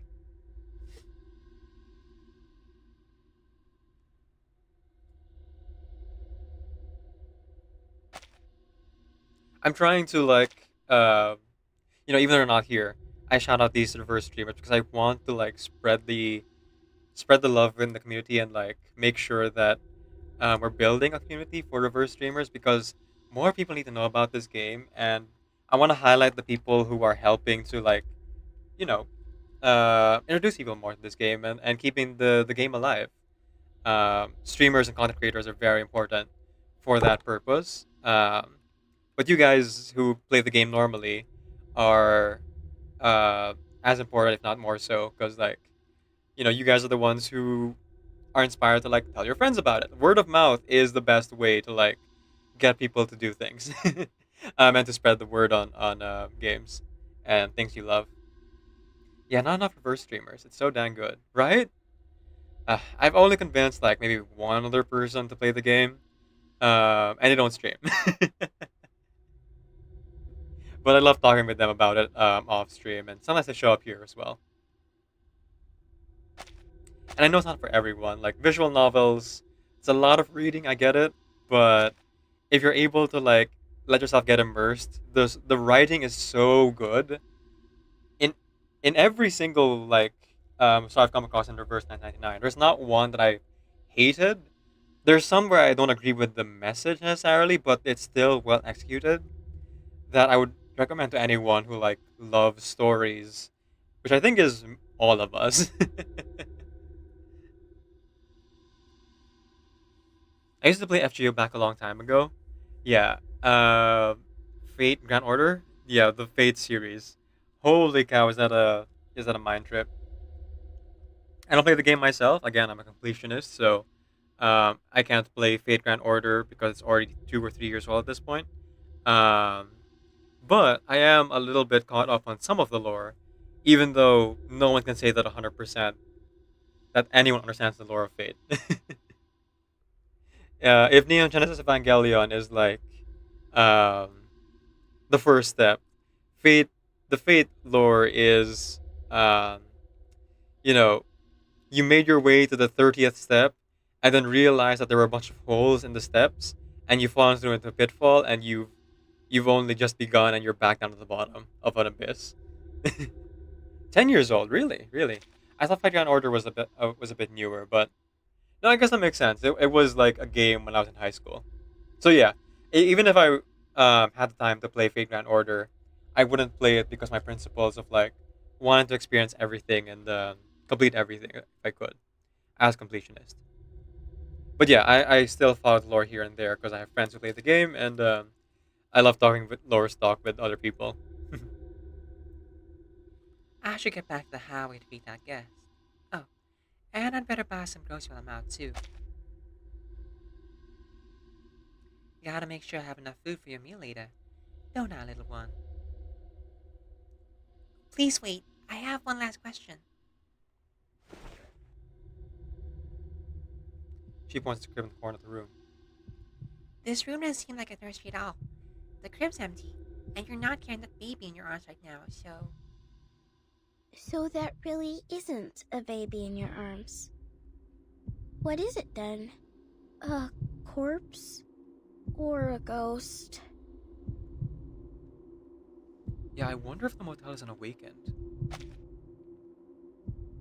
I wonder if the motel is an awakened or a beyond. We also have the motel's actual name, Sweet Home. So it's possible that that Sweet Home is actually a beyond that fused themselves somehow with a house, with a motel. I guess we'll find out. We're only in part 3 after all. When I first arrived, Someone mentioned disappearance here. I think. There are too many weird things happening here. Your baby, missing guests, bizarre rooms. She wants to ask what's next.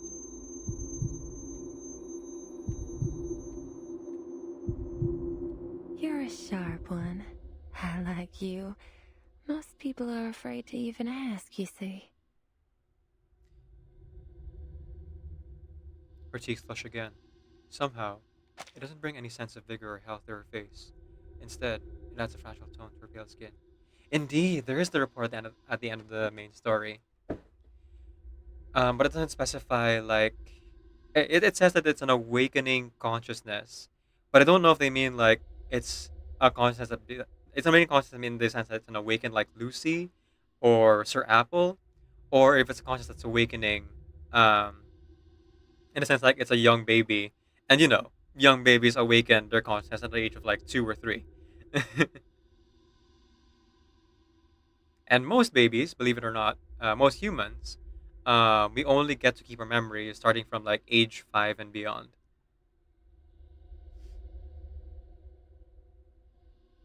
Something about how the brain develops.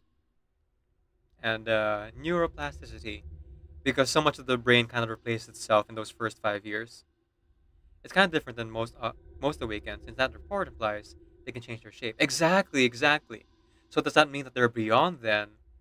Did they start as human or did they start as the motel? That's the question. Because apparently the restaurant existed here before the motel did. So did the restaurant awaken into a motel, or what's the implication?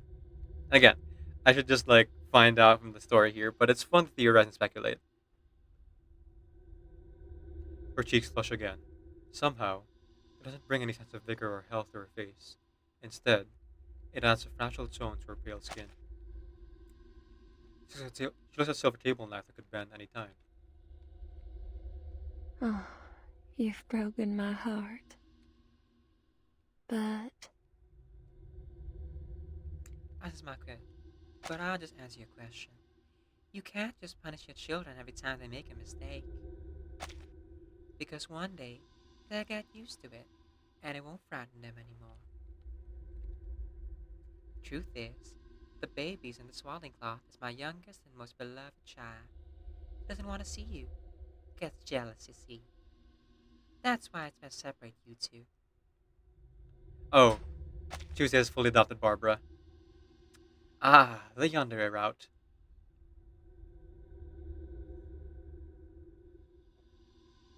You don't know if the story directly tells us? Well, we know that they're going to be adding more stories as game keeps going. After all, the next anecdote is Blondie, and we haven't seen Blondie's story in quite a while. The last time we saw her was at Nightmare at Green Lake, so we will get to see more about why she chose to, kind of like suppress her arcana side of herself.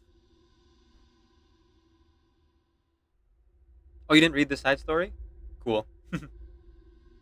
Glad I could get you through it. Oh wait, no, you mean the side story of Jessica, Nightmare at Green Lake. I see. Sorry, I misunderstood. Well, the what do you call this? The Nightmare at Green Lake is now permanent content, so take your time. Anytime you want to like get into that story, or anytime you decide you even want to, you could. You're a real person? I would have never guessed. Oh, hello, Exomega Hydra. Welcome in. Yes, I am a real person. You followed me recently, like a week and a half ago, like the end of my 720-hour stream. Thank you for that. I appreciate it. I don't remember who shouted me out, though. Nice to see you again, Hydra. I'll call you Hydra if that's okay.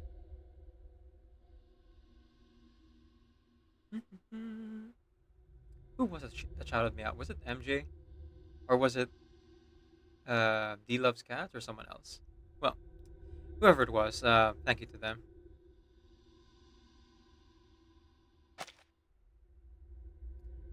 Oh, I forgot to read the narration.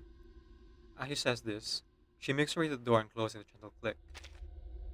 I suppose that answer will have to do. Well, interviews rarely go as planned now, do they? She checks around the room, trying to find her spider friend.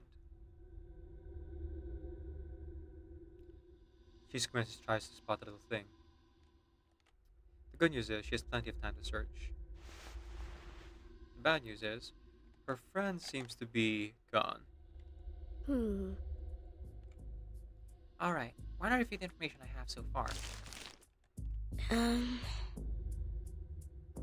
Are Tuesday and Ba-ack the same person? The current answer seems to be no. But I still have some reservations. Next, the secret of this motel. She turns to the next page. Oh, who's Chat Hydra? My arcane skill only takes effect when I touch someone who's dreaming. Oh, Filipino streamer. Cool. Then, kaya ko naman Tagalog, pero hindi ko nagkaganda kasi yung Tagalog ko eh. Kaya, most of the time, nag-English na lang ako kasi mas madali. Oh, MJ streams. Oh, that's surprising then.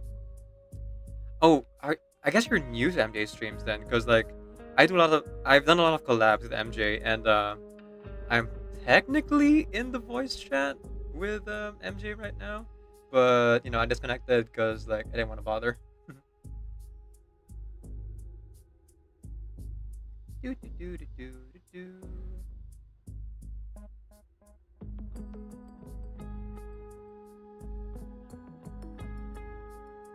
Yeah. By the way, GC Nation is streaming right now. If you would like to check out their streams and enjoy Honkai Star Rail content. Oh, I gotta wait 22 minutes. Fine. Investigation music is classic. It is. I think my favorite soundtrack though is the song they play when they get melancholic and things are about to get sad. I forgot the name of it.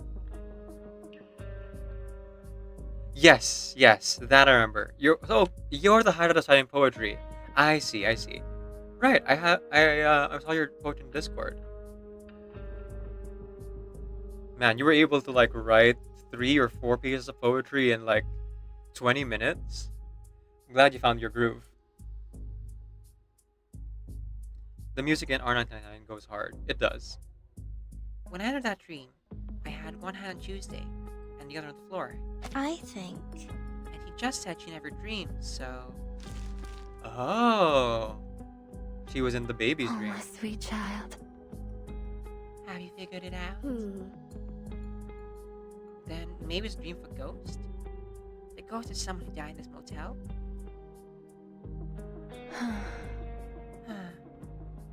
Oh, you were close. She sighs in disappointment and steps away from the keyhole. Silly child. As if agreeing with her, the other doors in the hallway open and close synchronously. Oh. Quiet now. We have guests.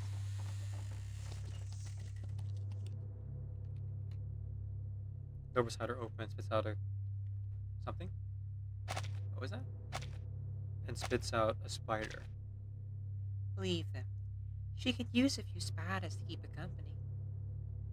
Yeah, poor Barbara, trapped in the room. You've done well, little one. You can come with me. She disappears in the dark hallway.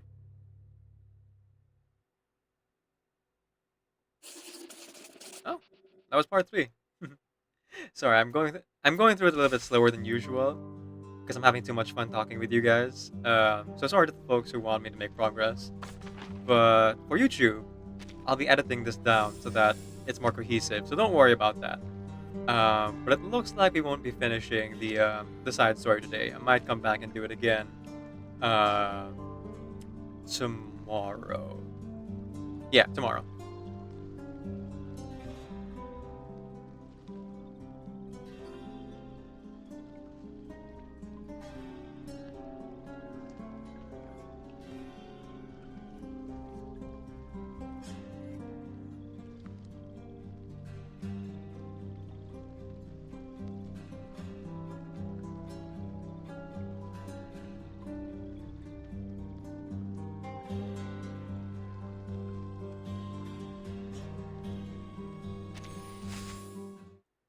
just help chat like crazy. Hey, hey, hey. Don't worry about that. I love when people chat on my stream. It's very motivating. I mean, the whole job of a streamer, whether it's a no mic stream or a PNG or a FleshTuber stream, is to like entertain the audience, and whether that's purely gameplay or that's yapping, everyone's got their own balance. I am like 60% yapping and 40% gameplay. I'm not super efficient, nor am I the smartest, nor am I like one of those whales. So, I make up for it with the yapping. Though there are some no mic streamers who will do the yapping on chat because they're either too shy or they're mute or don't have the tools to do like voice streams. I like finding someone who knows about lore since I'm almost too lazy to look it up. Hey, to each their own. To each their own. And also, like, um, doing your own research is really good if you want to confirm things. But a lot of the fun for me is just like having conversations. That's one of my favorite things to do is just like have conversations, and stream is a really great way for me to like um, feed that hobby of mine. I guess they're both hobbies. Being able to just like, shoot the breeze with a bunch of people who are in the chat or in the Discord and things like that. So, sweet little sheep girl still couldn't figure out what was going on. It's far more interesting than a simple motel murder. The truth is, well... This is how the story started. Ooh. Oh. Who are we playing as right now? This is the haunted motel everyone's been talking about. It doesn't seem all that scary. Let's take a look around. Oh, we're playing as Tuesday. Okay. Oh gosh, I just did I2 on Tuesday. What the heck? I did not expect the change in her cloth, baby. Ooh, looking forward to it.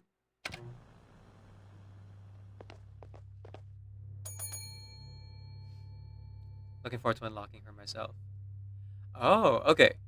So I guess we're playing as Bonnet, not Tuesday. Because we see the blue ribbon in her hair. So I'm gonna assume this Bonnet. But same voice. Hello? Hello? Is anyone there? I heard you're looking for a new maid. Does seem to be. No reply. The girl walks to the front desk. A blank application form is lying on it. Name. This should do. Tuesday. Sounds like a criminal alias, but more friendly. Okay, I see. So it is an alias. So she just didn't want to put her real name. So we know that she's not Foundation.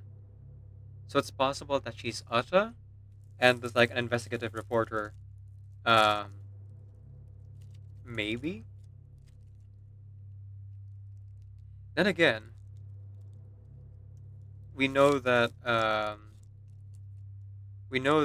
Barbara was born in the Foundation, so I guess I shouldn't rule it out.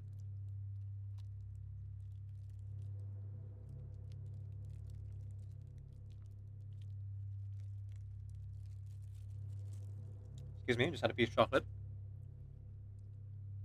and water. I'll introduce some water.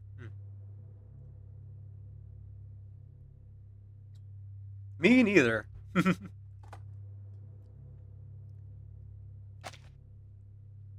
The name of the girl who ran away from home and broke into a haunted motel. Haha.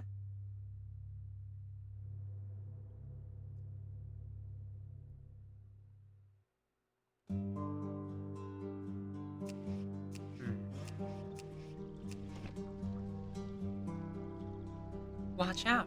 There's a man-eating monster hiding in this motel. It's always by your side. The handwriting on the paper is a mess, but you can sense the intense fear that it was written with.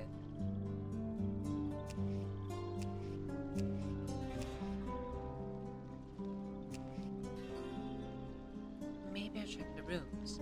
There might be someone staying here.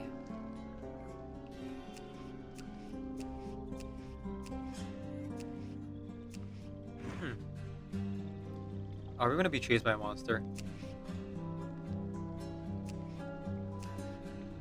Why would they put that chair there?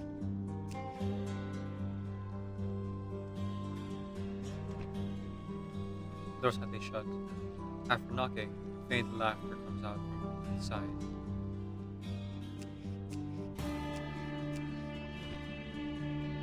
The door is tightly shut. After knocking, faint sobbing comes out from inside. The door tightly shut. After knocking, faint whispers come out from inside. The doors in the hallway won't open. Maybe I should check back at the front desk.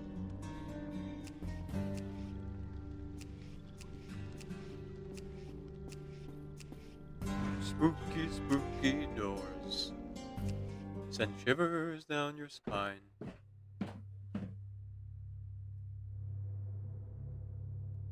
Excuse me, can anyone help me?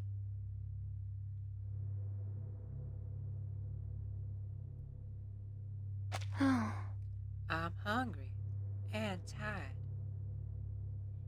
Hello, I'm here for the job.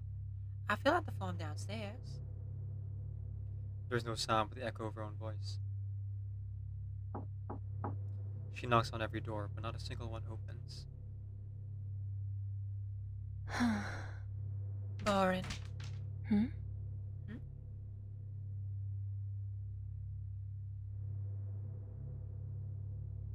A small noise grabs her attention. She looks around. Not in shock or surprise, but in a kind of curious glee.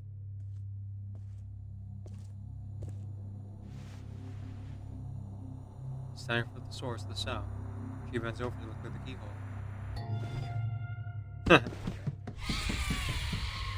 Here we go. Screams part of the doorways into the hallway. They quickly emerge from one solid sound, rattling her eardrums.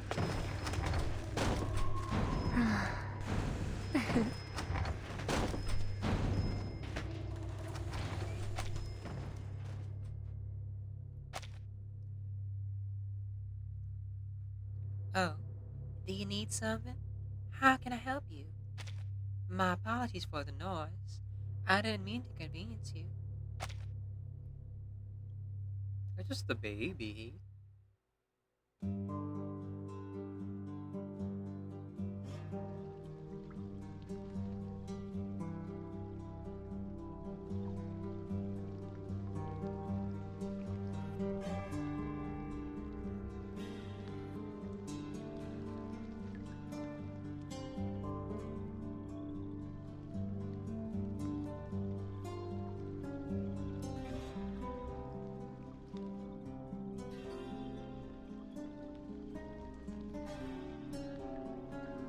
Oh my, what a warm welcome. These must be the so-called man-eating monsters.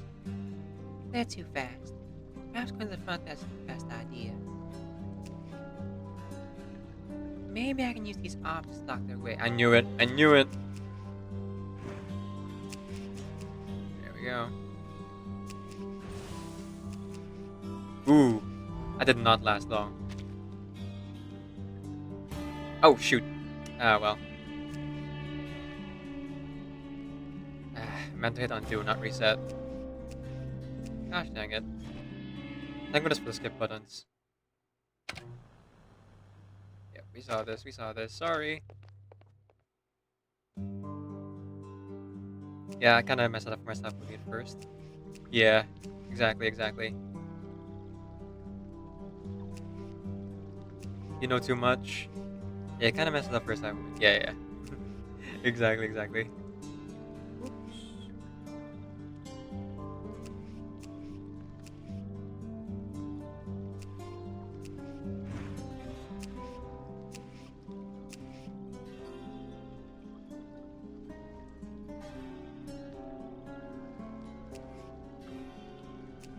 Yeah. Because at least this one, they're chasing after you, not the other way around. But the Chasing Tuesday one made more sense to me once I realized that the Tuesdays are not that bright. They only run away if you're like 2 or 3 spaces away, and only if you're in line of sight. So like if there's a chair in front of you when you move it, they won't chase you. I mean, they won't run away from you rather.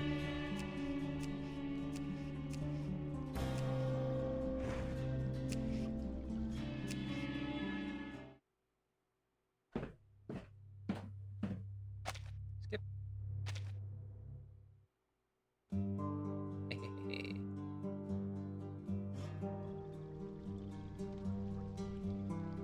And we just go straight.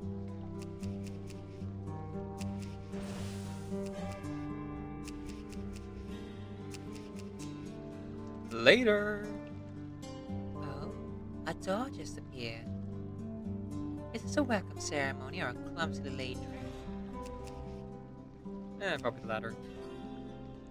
The Heart Room. That's what this room is called? Oh, that sucks. It's wonderful, but it sucks.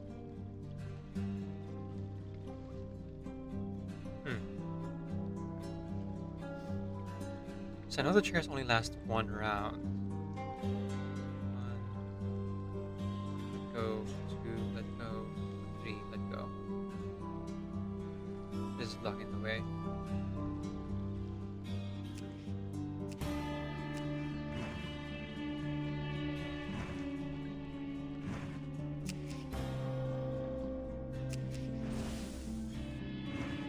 Okay, it takes an action to damage that.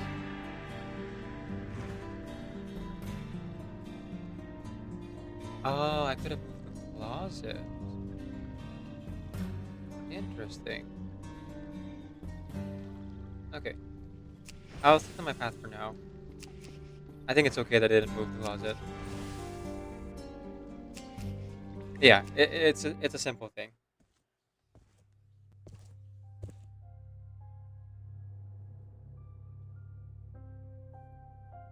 Yeah, you just gotta count. Because it's always gonna be a couple spaces away. And then 1 hit per chair. So the more objects you have, the better. Even though it takes another action to like move it, you're still moving. So like you get an extra space. So 3 is better than 2. Because if you go the alternate path, if you go with the chair and the closet, it'll be 2 and then it'll catch up to you. That's why that's there. It's just to like pad it out a little bit. She stops. Oh, how generous. There's a room for me already. Okay. Tuesday here, before she lost her memories, has nerves of steel. But like even after, I guess she has nerves of steel, but even more so right here. The doors appeared beside her. Red as fresh cut. She opens it. Oh, what a beautiful place. It's like I'm in a beating heart. Probably what it is. Too bad I can't feel your rhythm in my hand. But I can touch you. Huh. Is it me who's trembling? Or you? She caressed the floor, occasionally pulling and twisting the fabric in her amusement. The store's disappearances have spread pretty far. Some say there's a gang around these parts. Others say a bear or some other wild animal. I even heard stories about a killer clown and a murderer in a bunny suit. Yeah, I figured. No one dares go out at night anymore, especially young lovers. Doesn't matter how beautiful the moon is. And despite all these stories, no one has ever stopped to think that the motel itself could be the culprit. Is it because the thought has never even come to their minds? Or that it seemed too ridiculous to be possible? She stands up, releasing the fabric from her palm. Nope. The moment you step onto the stage, a hero hath appeared. Well, I guess the fool isn't really a clown, more like a hero. Perot. But, you know. Close enough reference, I guess. Oh, that's the fool's voice line. I was just referencing it. Yes, that was the fool. That's the sound the fool makes if you enter their room.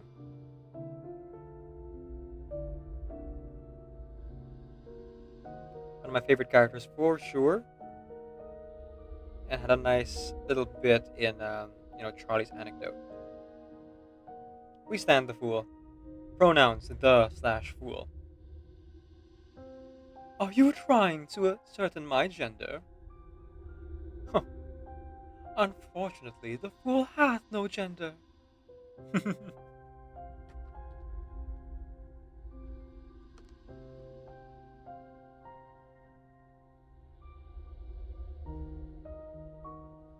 Well, there's not unfortunately, but close enough. The answer is simple. They're afraid. Just like you're afraid of me right now. Oh, my sweet child. I know exactly what your fear is. You're like a child holding his breath in this room and staring wide-eyed into the darkness. He's staring at the crack beneath the door. The light from the hallway always shone there. But now it's gone. Dark. What's blocking it? The wall and floor press head against one another, producing a sound akin to grinding teeth. Who's out there? Daddy? Mama? Is that you, older brother? Are you here to kiss me goodnight? Door stays silent, and the crack stays dark.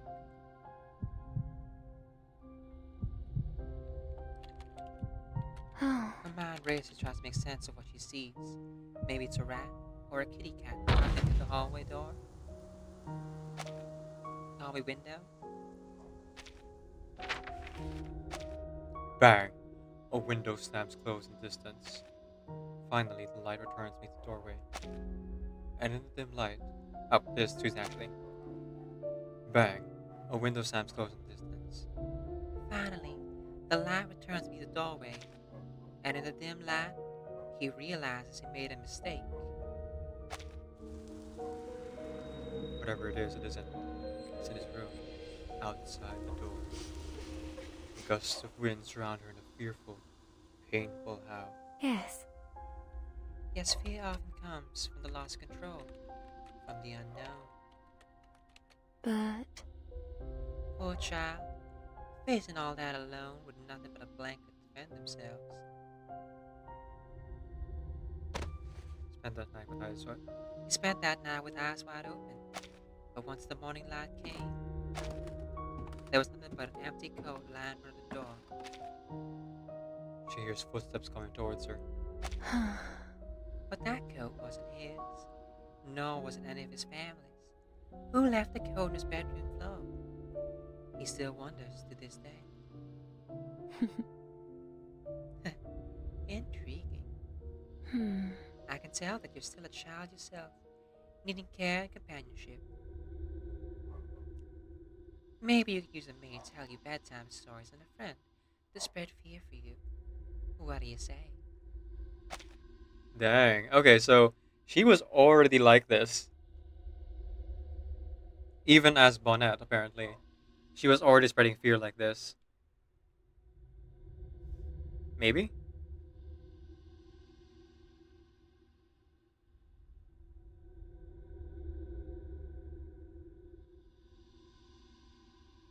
I think that this is her as Bonnet. She wrote down her name as Tuesday.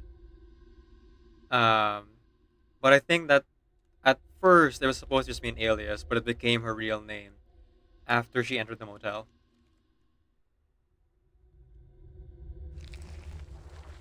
A cool, soft touch glance of her pinky finger. Speculating here that Bonnet and Tuesday are the same person. Maybe you're right, Shirley. Maybe they are different people. With a few tweaks, the story would be quite different. I'm gonna go ahead with the assumption for now. The child comes home. So all of this is just the bedtime story, essentially. With a few tweaks, the story could be quite different. The child comes home late, enters his room, and before he can turn on the light, feels two eyes staring at him through the darkness. Both are terrified, Neither one dares look away. Their two worlds have somehow collided. By the way, my American accent here, my Southern American accent here, is fully just based on Matt from Game Theory's voice that he does in Space and Markiplier. You gotta separate your bones from your meats, otherwise there'll be chaos.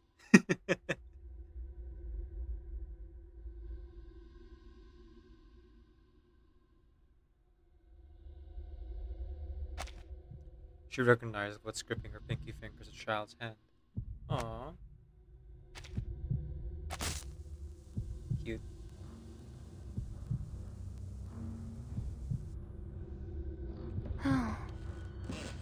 Until the boy finally puts up the courage to reach for the switch. Holding his breath, he pushes down to see his exact base. Ooh, creepy. See, this the fear comes unknown, the doubt of oneself. Something disguised oneself, at least. Little hand lets go of her pinky. She hears the footsteps hurry away and disappear on the other side of the room.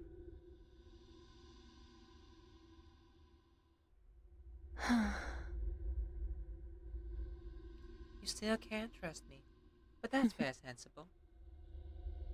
You shouldn't easily trust someone, especially when they're too similar to you. But I'll stay here and tell you everything I've learned from the outside world. She spins as one star after another, like a patient mother soothing a naughty child. A knock on the door interrupts her. Oh? Who could that be? She opens the door.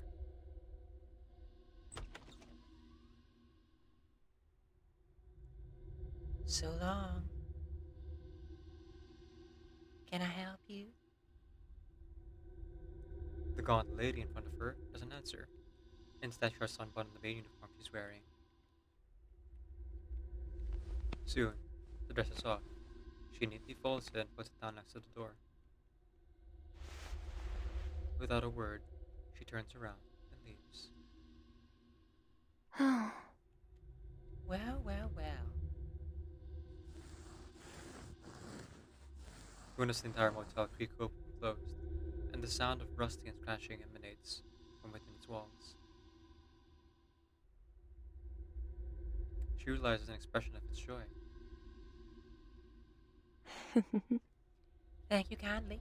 I'll take over from here.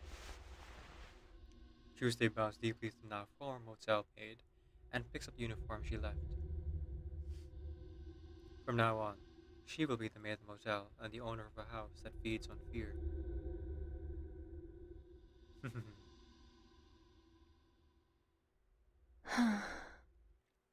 Does the story end there? Oh no. After all, this motel is far older than I am. It has its own wisdom. It approved of me, but it doesn't fully trust me yet. Be patient, dear. The time will come. Luckily for you, the time is now. Look.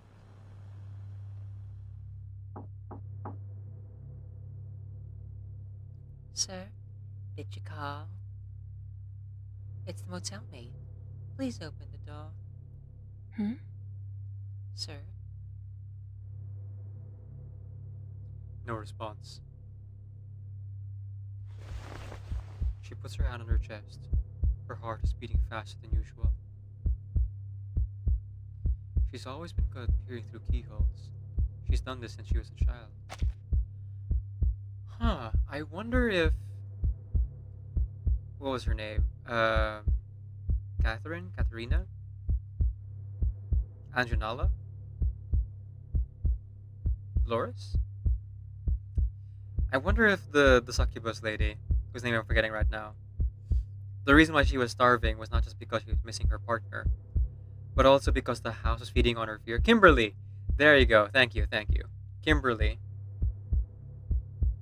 Sorry, I got a bunch of names mixed in my brain. I wonder if Kimberly, the reason why she was starving more than usual, was because the motel was feeding on her food source as well, or feeding on her while she was trying to feed. She's always been good at peering through keyholes. She's done this since she was a child. That is creepy. Don't do that. Also, most keyholes these days don't have like are not big and open for you to peer through. Those are antique keyholes. Modern locks just have like the tiny slit. I don't know. We don't know much about her food source yet, BH. Exactly. Yeah, yeah. I mean, it seems to be blood, but I'm not entirely clear. I guess we'll have to wait until apparently 1.9 to find out. But I haven't seen any of the leaks, and I'm not really going on my way to like look for them. So, 1.9, 2.2, right? Seems like the next event. Oh, interesting.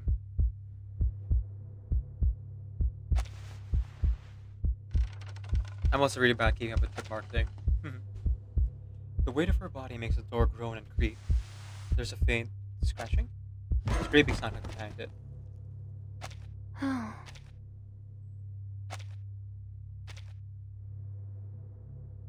San Paulo is the mention at the end of this event.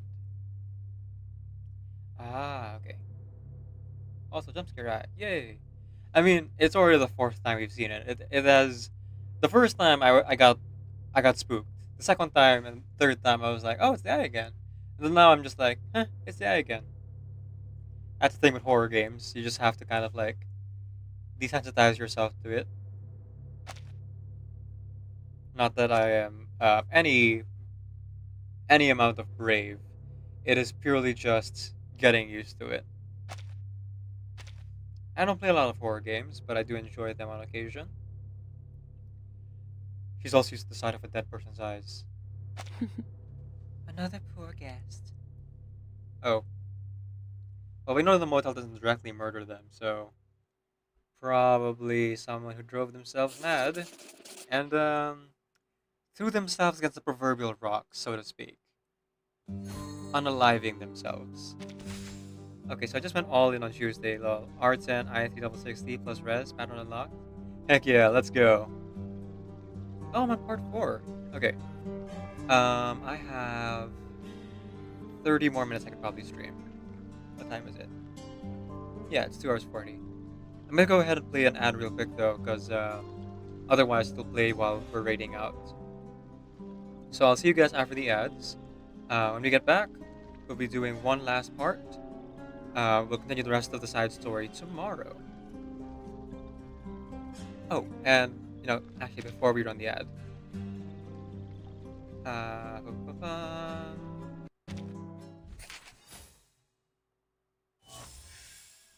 You love not seeing ads? As the car radio blares out the date, Argus stares out the window.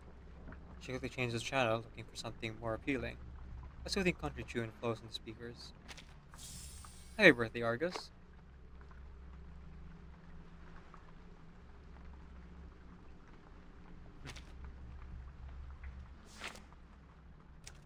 Hey, another Unilog. I guess I could do single rolls, but not really my style. Okay, I'm gonna go ahead and run the ad now. And while the ad is running, roll the gotcha for Honkai Star Rail.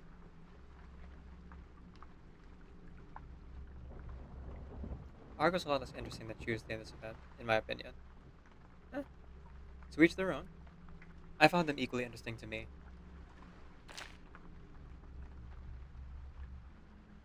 The idea of like an arcane skill with a specific price to pay that isn't just like exhaustion, but wearing none of that is interesting. I feel like we need a lot more context though for Kaylee in order to like appreciate Argus's story, which I think we're gonna get more of once we have Argus's side story out.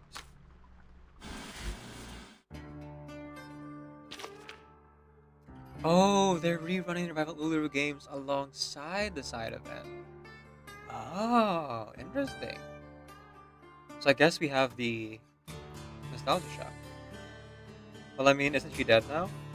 Oh, are you talking about Kaylee or are you talking about Argus? Argus is alive. Kaylee might be dead. Kaylee might be. Yeah, I think Kaylee is a corpse that Arcana might have just possessed.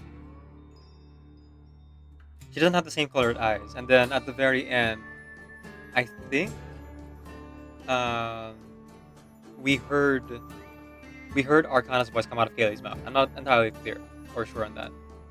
I'm pretty sure it's actually in the mirror. Oh no, the mirror was not Kaylee. The mirror held another Manus Vindictae follower. If you recall, Argus mentioned that the spirit was unable to mimic Kaylee perfectly. It got the face and the eyes wrong.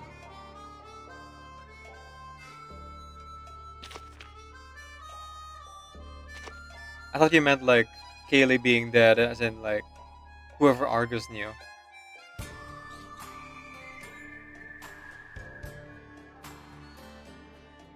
Argus mentioned that the spirit was not Kaylee. So that one I can say for sure.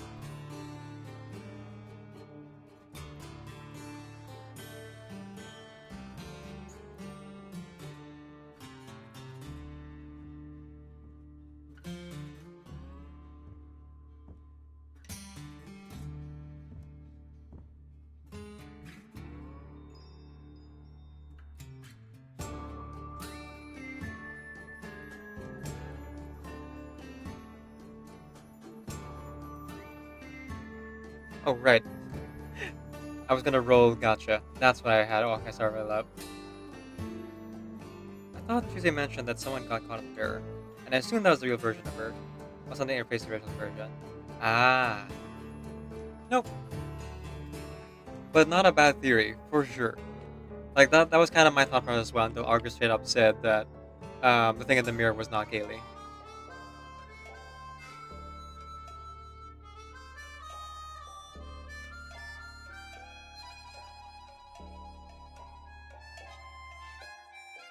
Okay, where's the gotcha here?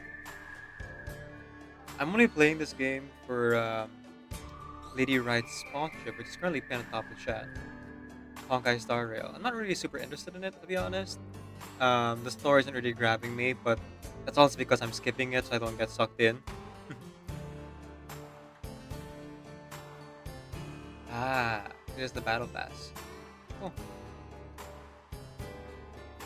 And specifically, I'm doing this part of it for Exocellular Jade, so I can level up faster. I'm trying to get to what was it, Trailblazer 45 or something,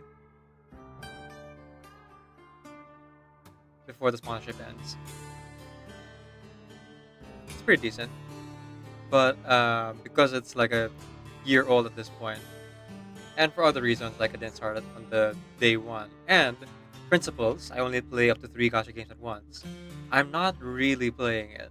I'm just kind of like letting it do its thing. Again, doing this for sponsorship for my friend. Not really interested in playing it myself. Though I do enjoy watching people stream it. Okay, are you done? Can I roll now? They kept throwing stuff at me. Alright, here we go. Yeah, between this, my full-time job, and the videos I produce on YouTube, because like my videos on YouTube are like fully edited, and I do music videos, and then I do voice acting, things like that. So yeah, I just don't have time for more than 3 gacha games. Ooh, Dance. I have a copy now, so I can go ahead and refine the one I already have, I think. Also my first 5-star. And possibly my last. Yanqing. Nice to meet you, Yanqing. I guess you'll be replacing Trailblazer in my team.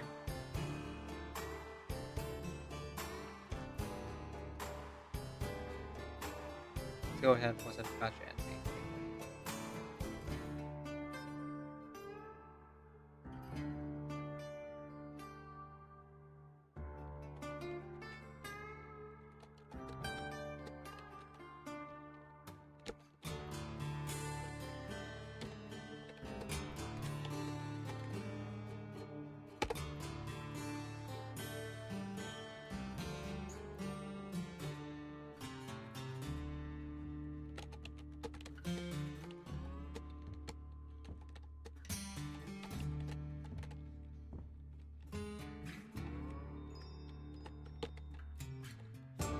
There we go.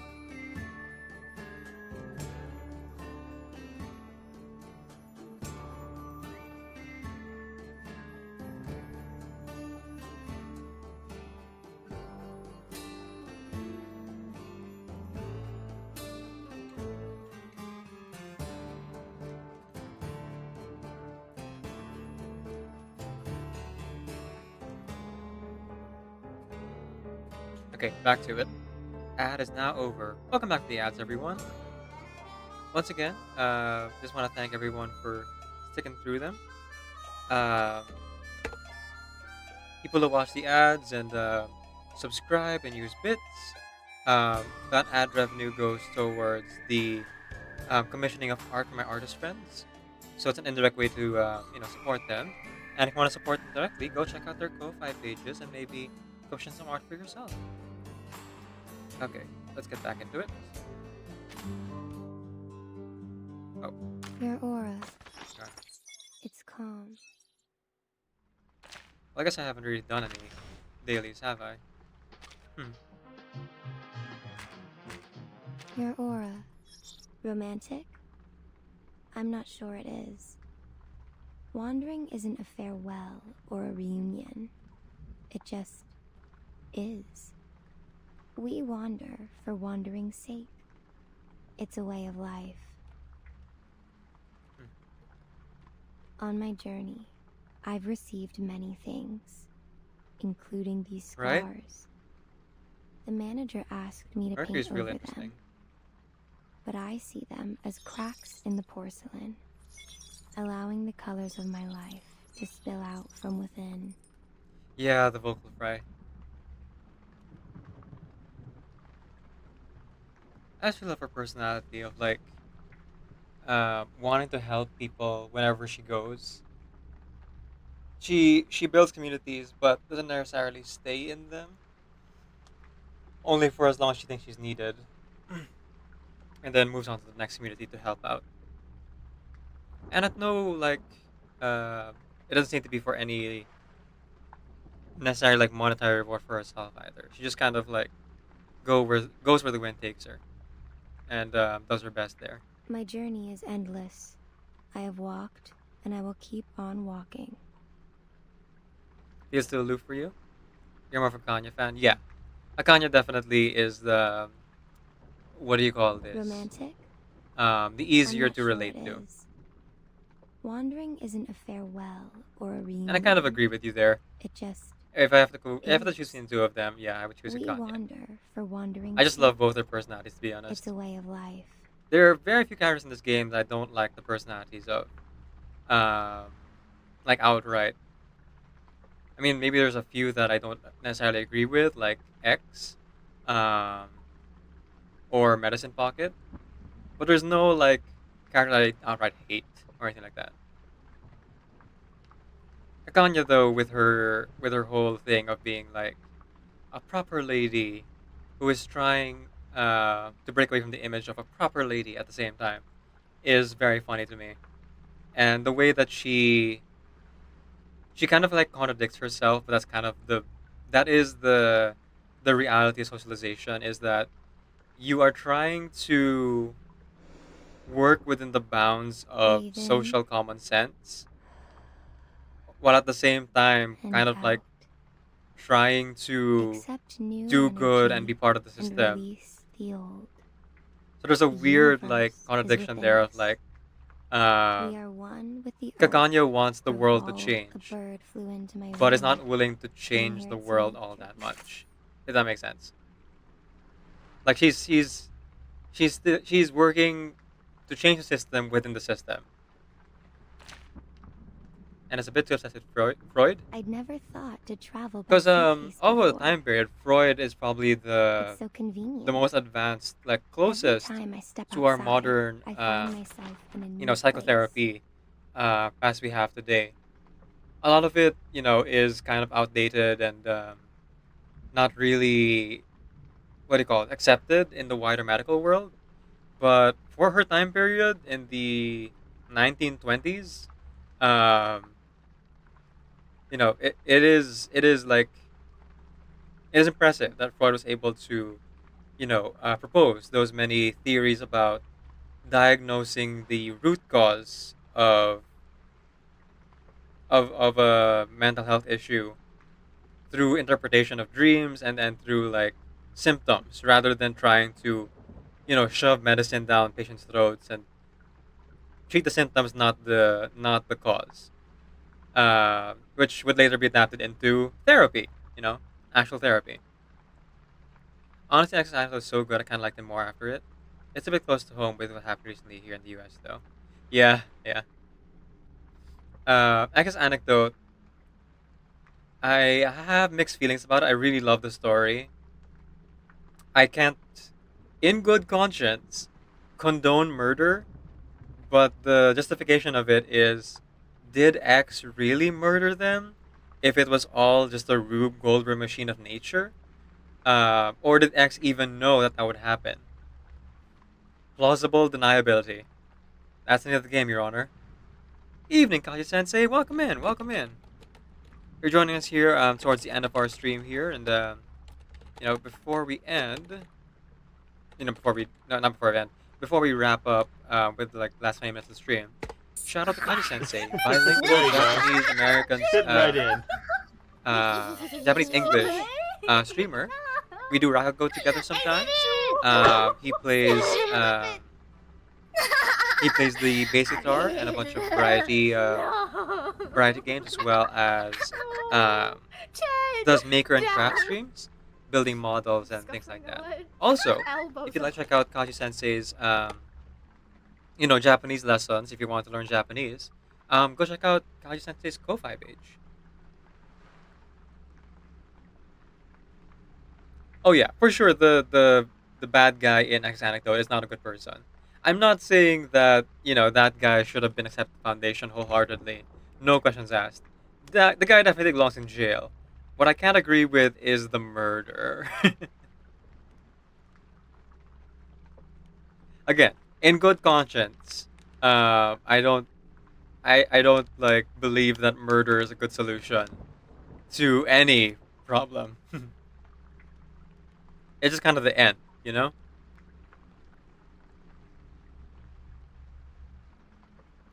And to that I say, Chili, to each their own. I will not tell you what to believe or how to think. I'm just telling you my piece. Kaji Sensei, by the way, love the new PNG. Thank you, Kaji Sensei. Koala and Hanabi made it together.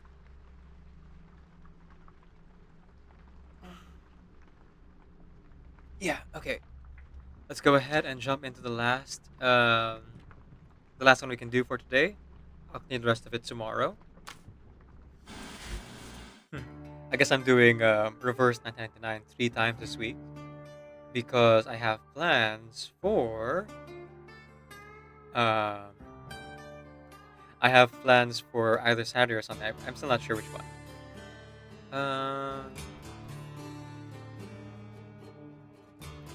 No, let's go with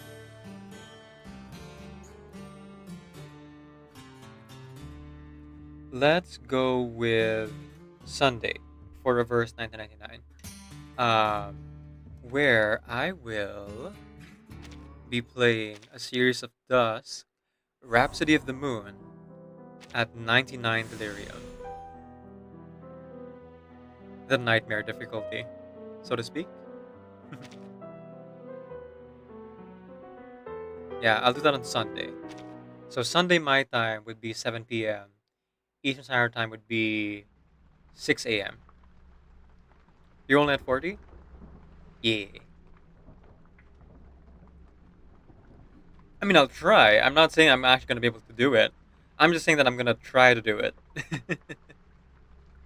But I have Madame Lucy, and I have my favorite artifact spread for for the roguelike. So assuming my luck is good, I should be able to beat it. Have I bought any of the unlocks? Oh, yes. But I haven't unlocked the new ones yet. I'm only at Fortissimo 15, I think. Yeah, so I still have like 2 paths of the last update before I get to the new ones. Do I have third insight slot too? Do you mean on Lucy? Yes, of course. Lucy is maxed out and at P2. Oh, the upgrade for this difficulty. Nope.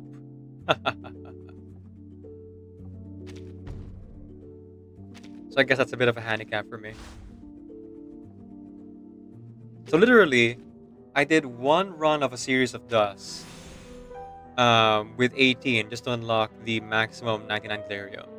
So I'm going in with the only like plus I have being that I've already tried at least one of the stress artifacts, and that's it. I don't have any other like things to help me. So good luck to me, I guess.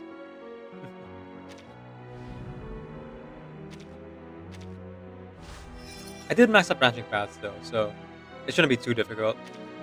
You know you can buy upgrades on the mirror points around that are around the circle.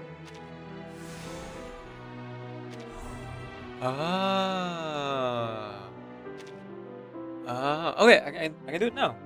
Thank you, actually, that's so helpful. Okay, they're the same thing. No, they're not. They're not the same thing. Okay. Doing nothing until everything is ready is a cowardly act leads to doom. After complete exploration, gain 5 plus Card of Shadow. Initial line of timer count plus 4. And starting plus 1 winder. Goldfinch coins. Oh, I have to spend to unlock these, okay. Key of the Dead. I'm doing 99 Delirium, so I don't know if it matters if I buy more. Some have a cooldown, and that cooldown means the inside will go into cooldown for that many runs. I see. Oh, that's why there's 99 moons. Oh, that's the maximum I can get. Okay. All good then. Oh, these are real expensive. With Horn Exploration, if Gets in the Mirror is available, you can choose to take every single item. Really? Okay, I'll take that. Well, I can't afford. Obviously, I can't afford any of these. With Horn Exploration, gain 1,000 goldfinch coins. Whenever leaving a safe zone, lose 3 goldfinch coins. 300 goldfinch coins. Huh. I mean, it's good for some of the rumors. What about this one? Increase the spawn chance of Into the Unknown. Into the Unknown draw plus 1. When entering a battle from Into the Unknown, allied action point plus 1. Ooh. Considering we have a fog, Into the Unknown could happen a lot, actually. So Gifts of the Mirror is the thing where you can exchange for artifacts. So Gifts in the Mirror will allow me to just get it.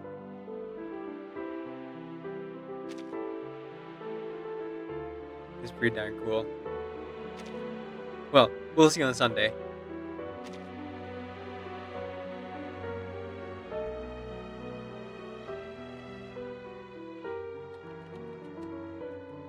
How that works exactly is like, are there no more penalties from the Gift of the Mirror?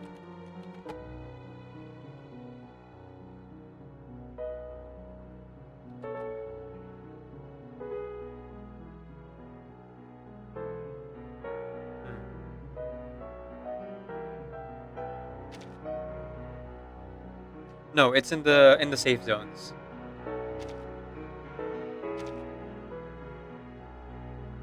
Okay, I think I'll go ahead and go with against the odds here.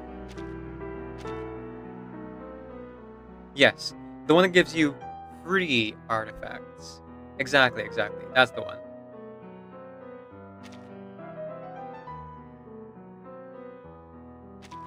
Like if I go to my House of Records, I think it's the Operation Cooper.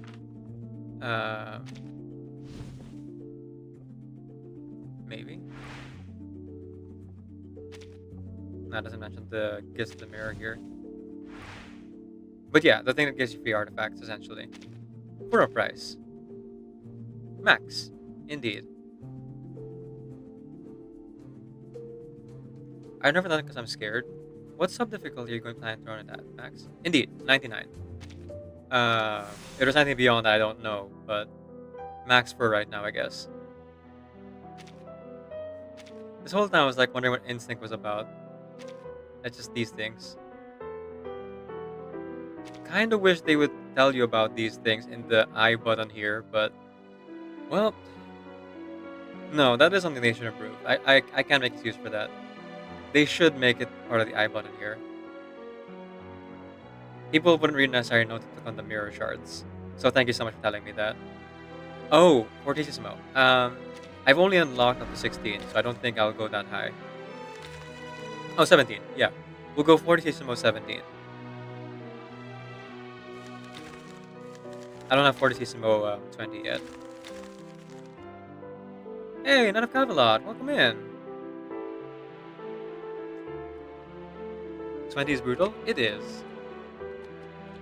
Shout out to Knight of Camelot here. She is a Genshin Impact streamer and Hawkeye Star Rail streamer as well. Go ahead and check out her streams over at the channel. You can do so right now by clicking the top scanning.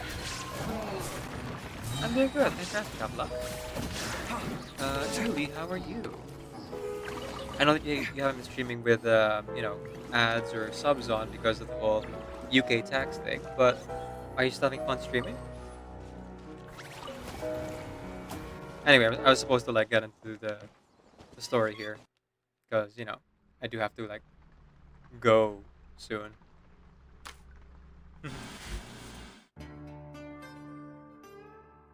All good. That's what my healers and shielders are for. And you know, Madame Lucy killing everything in one turn doesn't hurt, if it's possible. But with Lyrium, who knows that's still possible now. That's why I also need the clear moth artifact. It's pretty much impossible without it. And that's why I need the gifts of the mirror to like have a higher chance of spawning the clear moth. Which makes you invincible for one turn.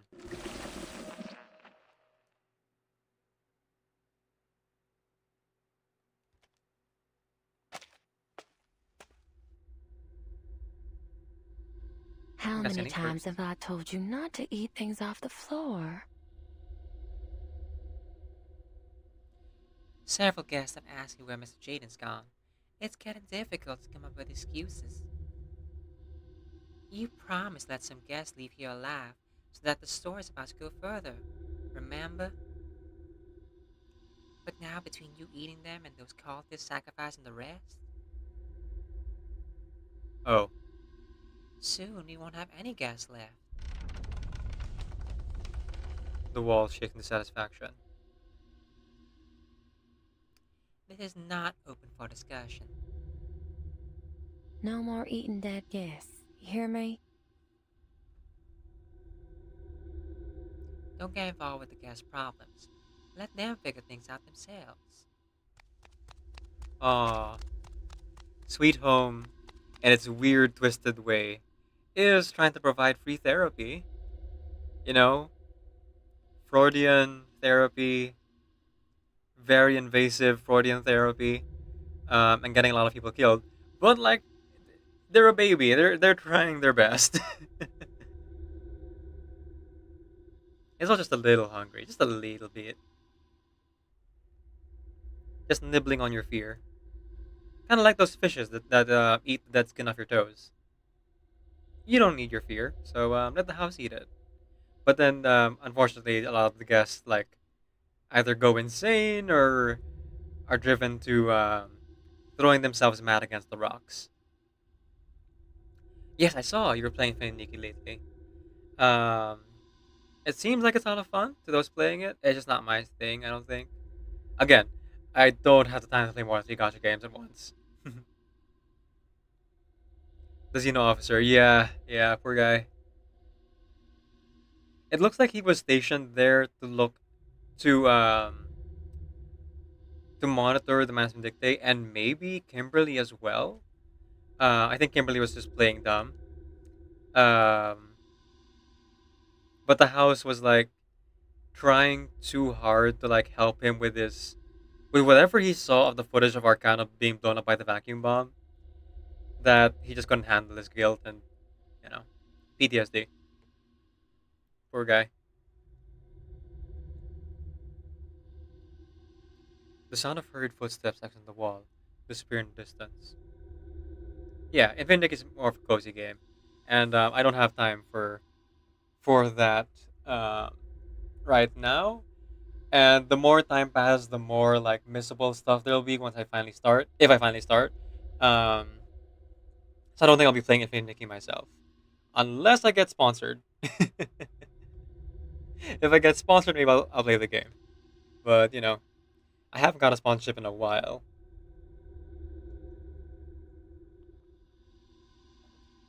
Excuse me. Tuesday leaves the room in silence.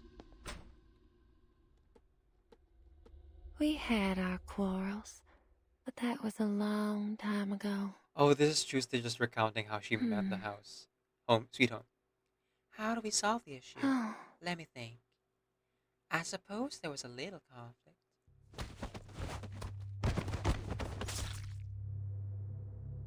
Stabbing sounds. No, not gonna lie, they do seem to sponsor quite a few influencers throughout the game, so who knows? Maybe. Miss Tuesday. Oh, do be careful, ladies.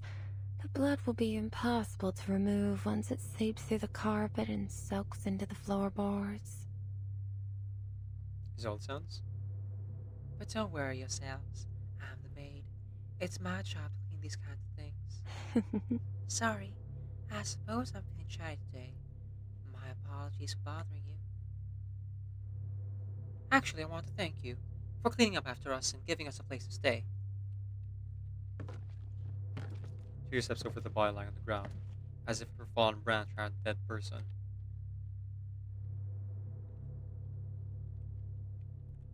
She sees the faint look of fear in the one's face and smiles. It's her first reward of the day.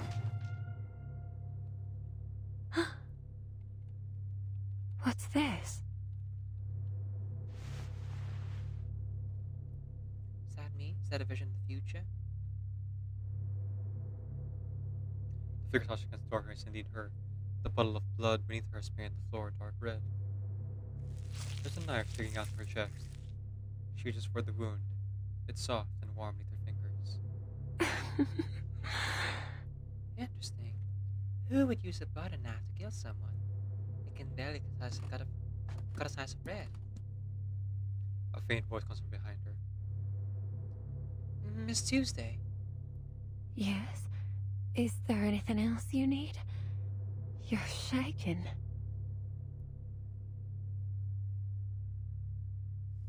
Glanced by the side of her own dead body, she asks without turning back. That smile. I've seen Is it that before. you?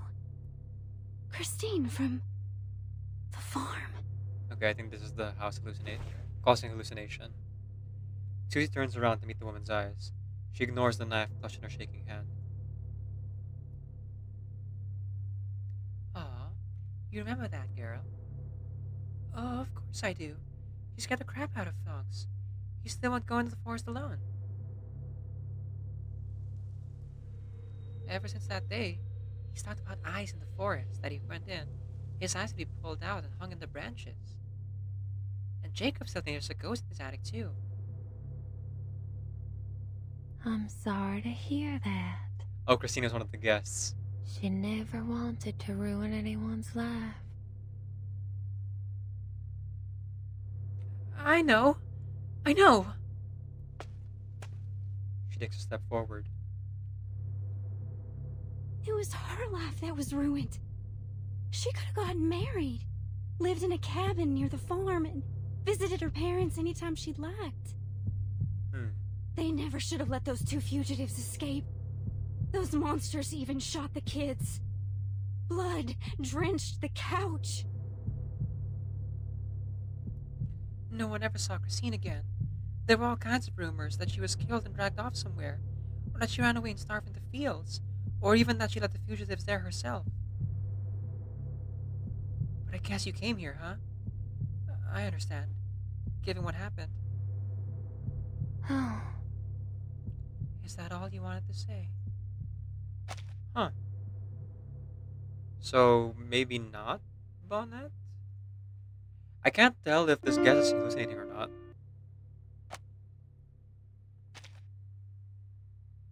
I can't tell if, like, Tuesday's just playing along to, like, feed the fear, or if this really is, like, their name before. Oh, thank you for joining the Discord. I woke up way too late and can't stay because spoilers, but want to let you know that your stream start notifications still includes 720-hour stream. Yes, I noticed. I changed it after, but restream doesn't seem to be updating titles properly, so I had to go into Twitch manually to do it. Oh well, next time. Thank you for the follow, Chili. Hope to see you again on future streams sometime. This will be the last, part for today, but I'll continue this tomorrow at the same time. So, if you'd like to see the rest of the story through there, you could, or you can play it yourself. And I think other streamers are playing this as well, so, plenty of options. She maintains a polite smile. Yep. Enjoy the lurk, Shelly. She maintains... Oh, I already read this one. Do I know you? This is a small town, so stories travel fast. But how do you know it so well? Could you elaborate a little about the blood-soaked couch, the cup of coffee on the table that was so turbid that it was almost unrecognizable, and the broken nails dug into the floorboards? Where did you see all these? I saw it through the slit in the lock. It was terrifying. I couldn't help but imagine if I were the victim. Her cheeks flushed red. You don't remember me? We were friends. We lived in the same town. I was there when you told the story about the ice in the forest. Her voice shakes, together with the knife she's holding. We played together. I had fun together. You were the bravest of us all. What are you doing here? Trying to avenge your family or something? Be careful. Something's wrong with this house. Every night, I saw Jaden's eyes near the bed. In the dark corners. In the wall. His face torn apart and smeared on the wall. His mouth mumbling about the murder on the farm. That reminds me. You look just like poor Christine. It's okay, Christine. Don't hurt me. I can introduce you to them, and they will bless you. You can be one of us. You can be enlightened. Oh. You must be terrified by this nightmare. Should I walk you around? Perhaps I'll make you feel better. Don't! Stay away! Please! I can share the ritual with you. I'll keep the secret for you. I remember. Jen recognized you here and disappeared shortly after. And those rumors. It can't be coincidence. Your whole family being killed when you just happened to be out?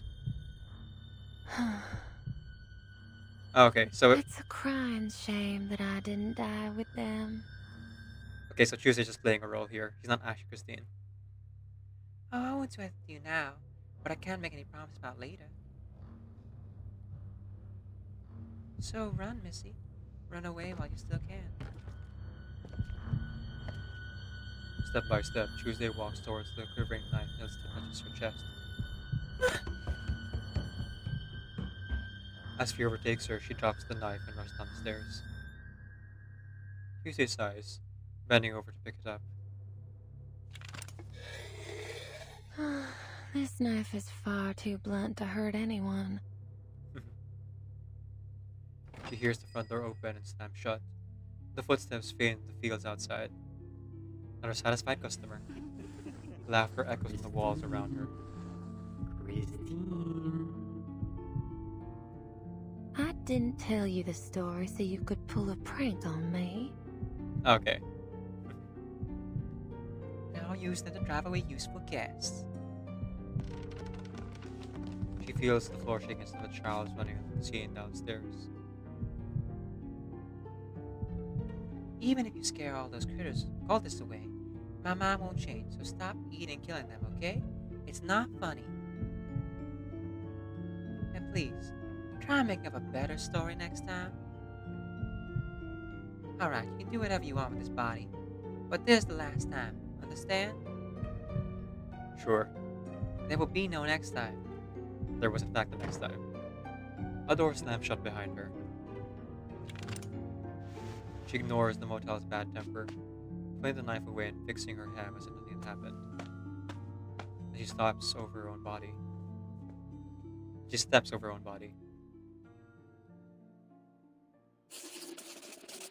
And that's the end. At least for now, folks. I gotta get ready for, rest.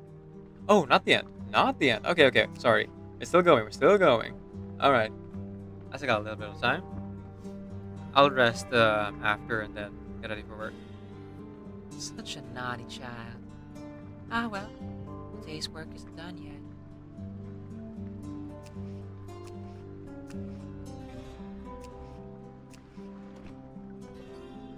Didn't think this illusion would scare me. How cute. Alright, well, we're not being chased. Let's go ahead and check out the doors. From behind comes the faint sound of chewing. The door is shut tight. It can't be budged. Boring.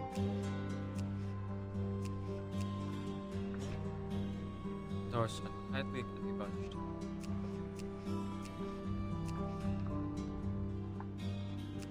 Oh. Am I back in the same hallway again? Think one of your new pranks? How dumb. There's a never-ending hallway.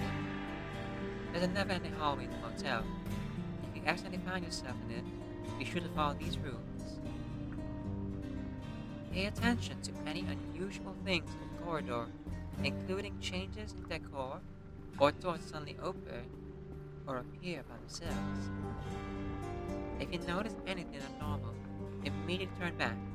If nothing seems out of place, proceed. Rumor has it that people who enter this corridor are never seen again. Where do they go? Who knows? Okay, simple enough. Okay, so 3 lamps in front of the door, all the same.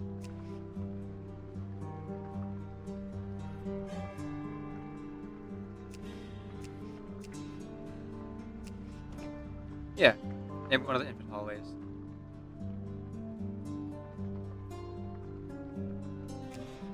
Okay, still no changes, so we proceed.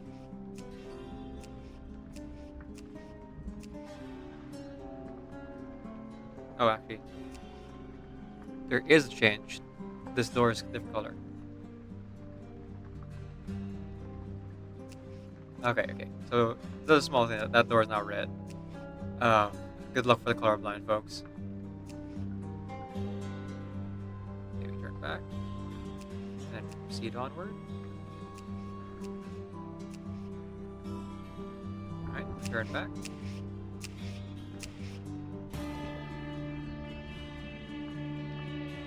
Okay, so that note's not gonna change.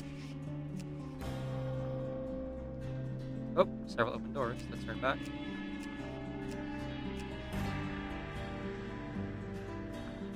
Did you have to tell us? Let's figure out the game. Oh, I think maybe because I made a mistake the first 2 times or 3 times. That's why it just told me the answer. I just want a hug. Yeah.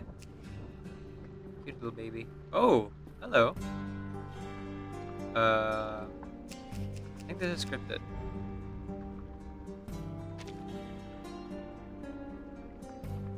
Oh, really? Okay, fine.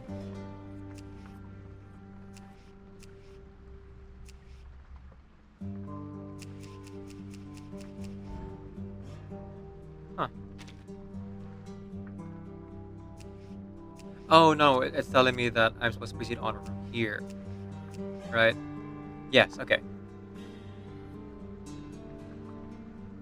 Same color doors, 3 lamps, body lying on its side. Oh, I messed up again. So when it says go back, does it mean like from wherever I came from then? Oh no, this is supposed to be proceed forward. Yes, because there's no changes. I see, I see. That hallway was different? Oh, I didn't notice. How was it different? Oh well. Okay. So, this will have to be the end of our stream for today. But the one that I missed was the lights were on the left side of the door, rather than the right. Oh, that's clever. I would not have picked up on that. That's real clever, Chili. Okay, so I'm gonna go ahead and end the stream here. Thank you so much to everyone who showed up for today and was lurking in the chat. Kaja Sensei, Chili, as well as Shelly, D Loves Cats, and everyone else, all the lurkers who I'm forgetting and I shouldn't name anyway. Hello to YouTube, and goodbye to YouTube. For YouTube, we're about to raid on over in Twitch, so this won't make sense to you. But for Twitch folks, here is our raid message. We're gonna go ahead and raid on over to GSC Nation, who themselves are playing Honkai Star Rail right now. Speaking of Honkai Star Rail, please consider checking out the Lady Rights sponsorship if you haven't played Honkai Star Rail yourself, to help support a fellow streamer. The Lady Rights is a prolific writer and writer and player of crouch games like us, but they mostly play Honkai Star Rail specifically. It was nice meeting you. Nice to meet you too, Chili. Love to see reverse streamers for sure. Actually, wait, let me double check. Let me just double check something real quick before I raid out.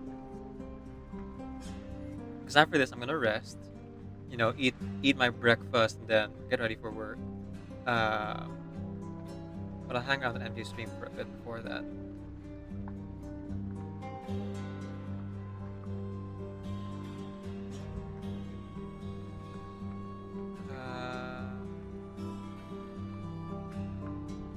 Yeah.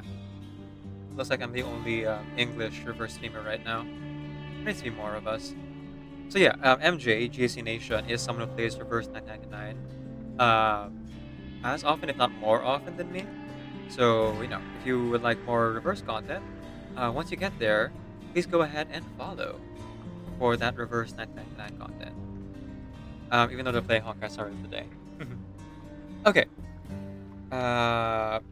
So, my lights have not been fully fixed yet, so I will hold off on the PNGTuber stream until then. In the meantime, we'll do these PNGTuber streams. I'll see you guys tomorrow for Reverse 1999. And, yeah. Go check out my artist friends. Greatest new PNGTuber for me. Follow me on the socials if you would like to see more. Like Blue Sky, Instagram, YouTube, where I post the edited VODs, and I'll post an edited VOD for this specific,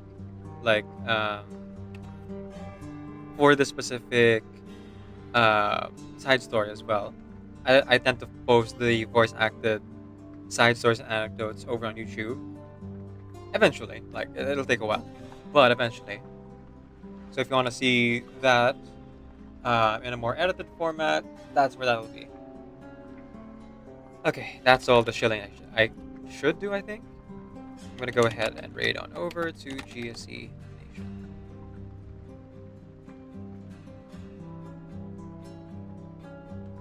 Now, as I send you off, keep in mind and remember that Decaf Video is current Creative Commons Attribution, Non-Commercial Share Alike 4.0 International License. Off you get.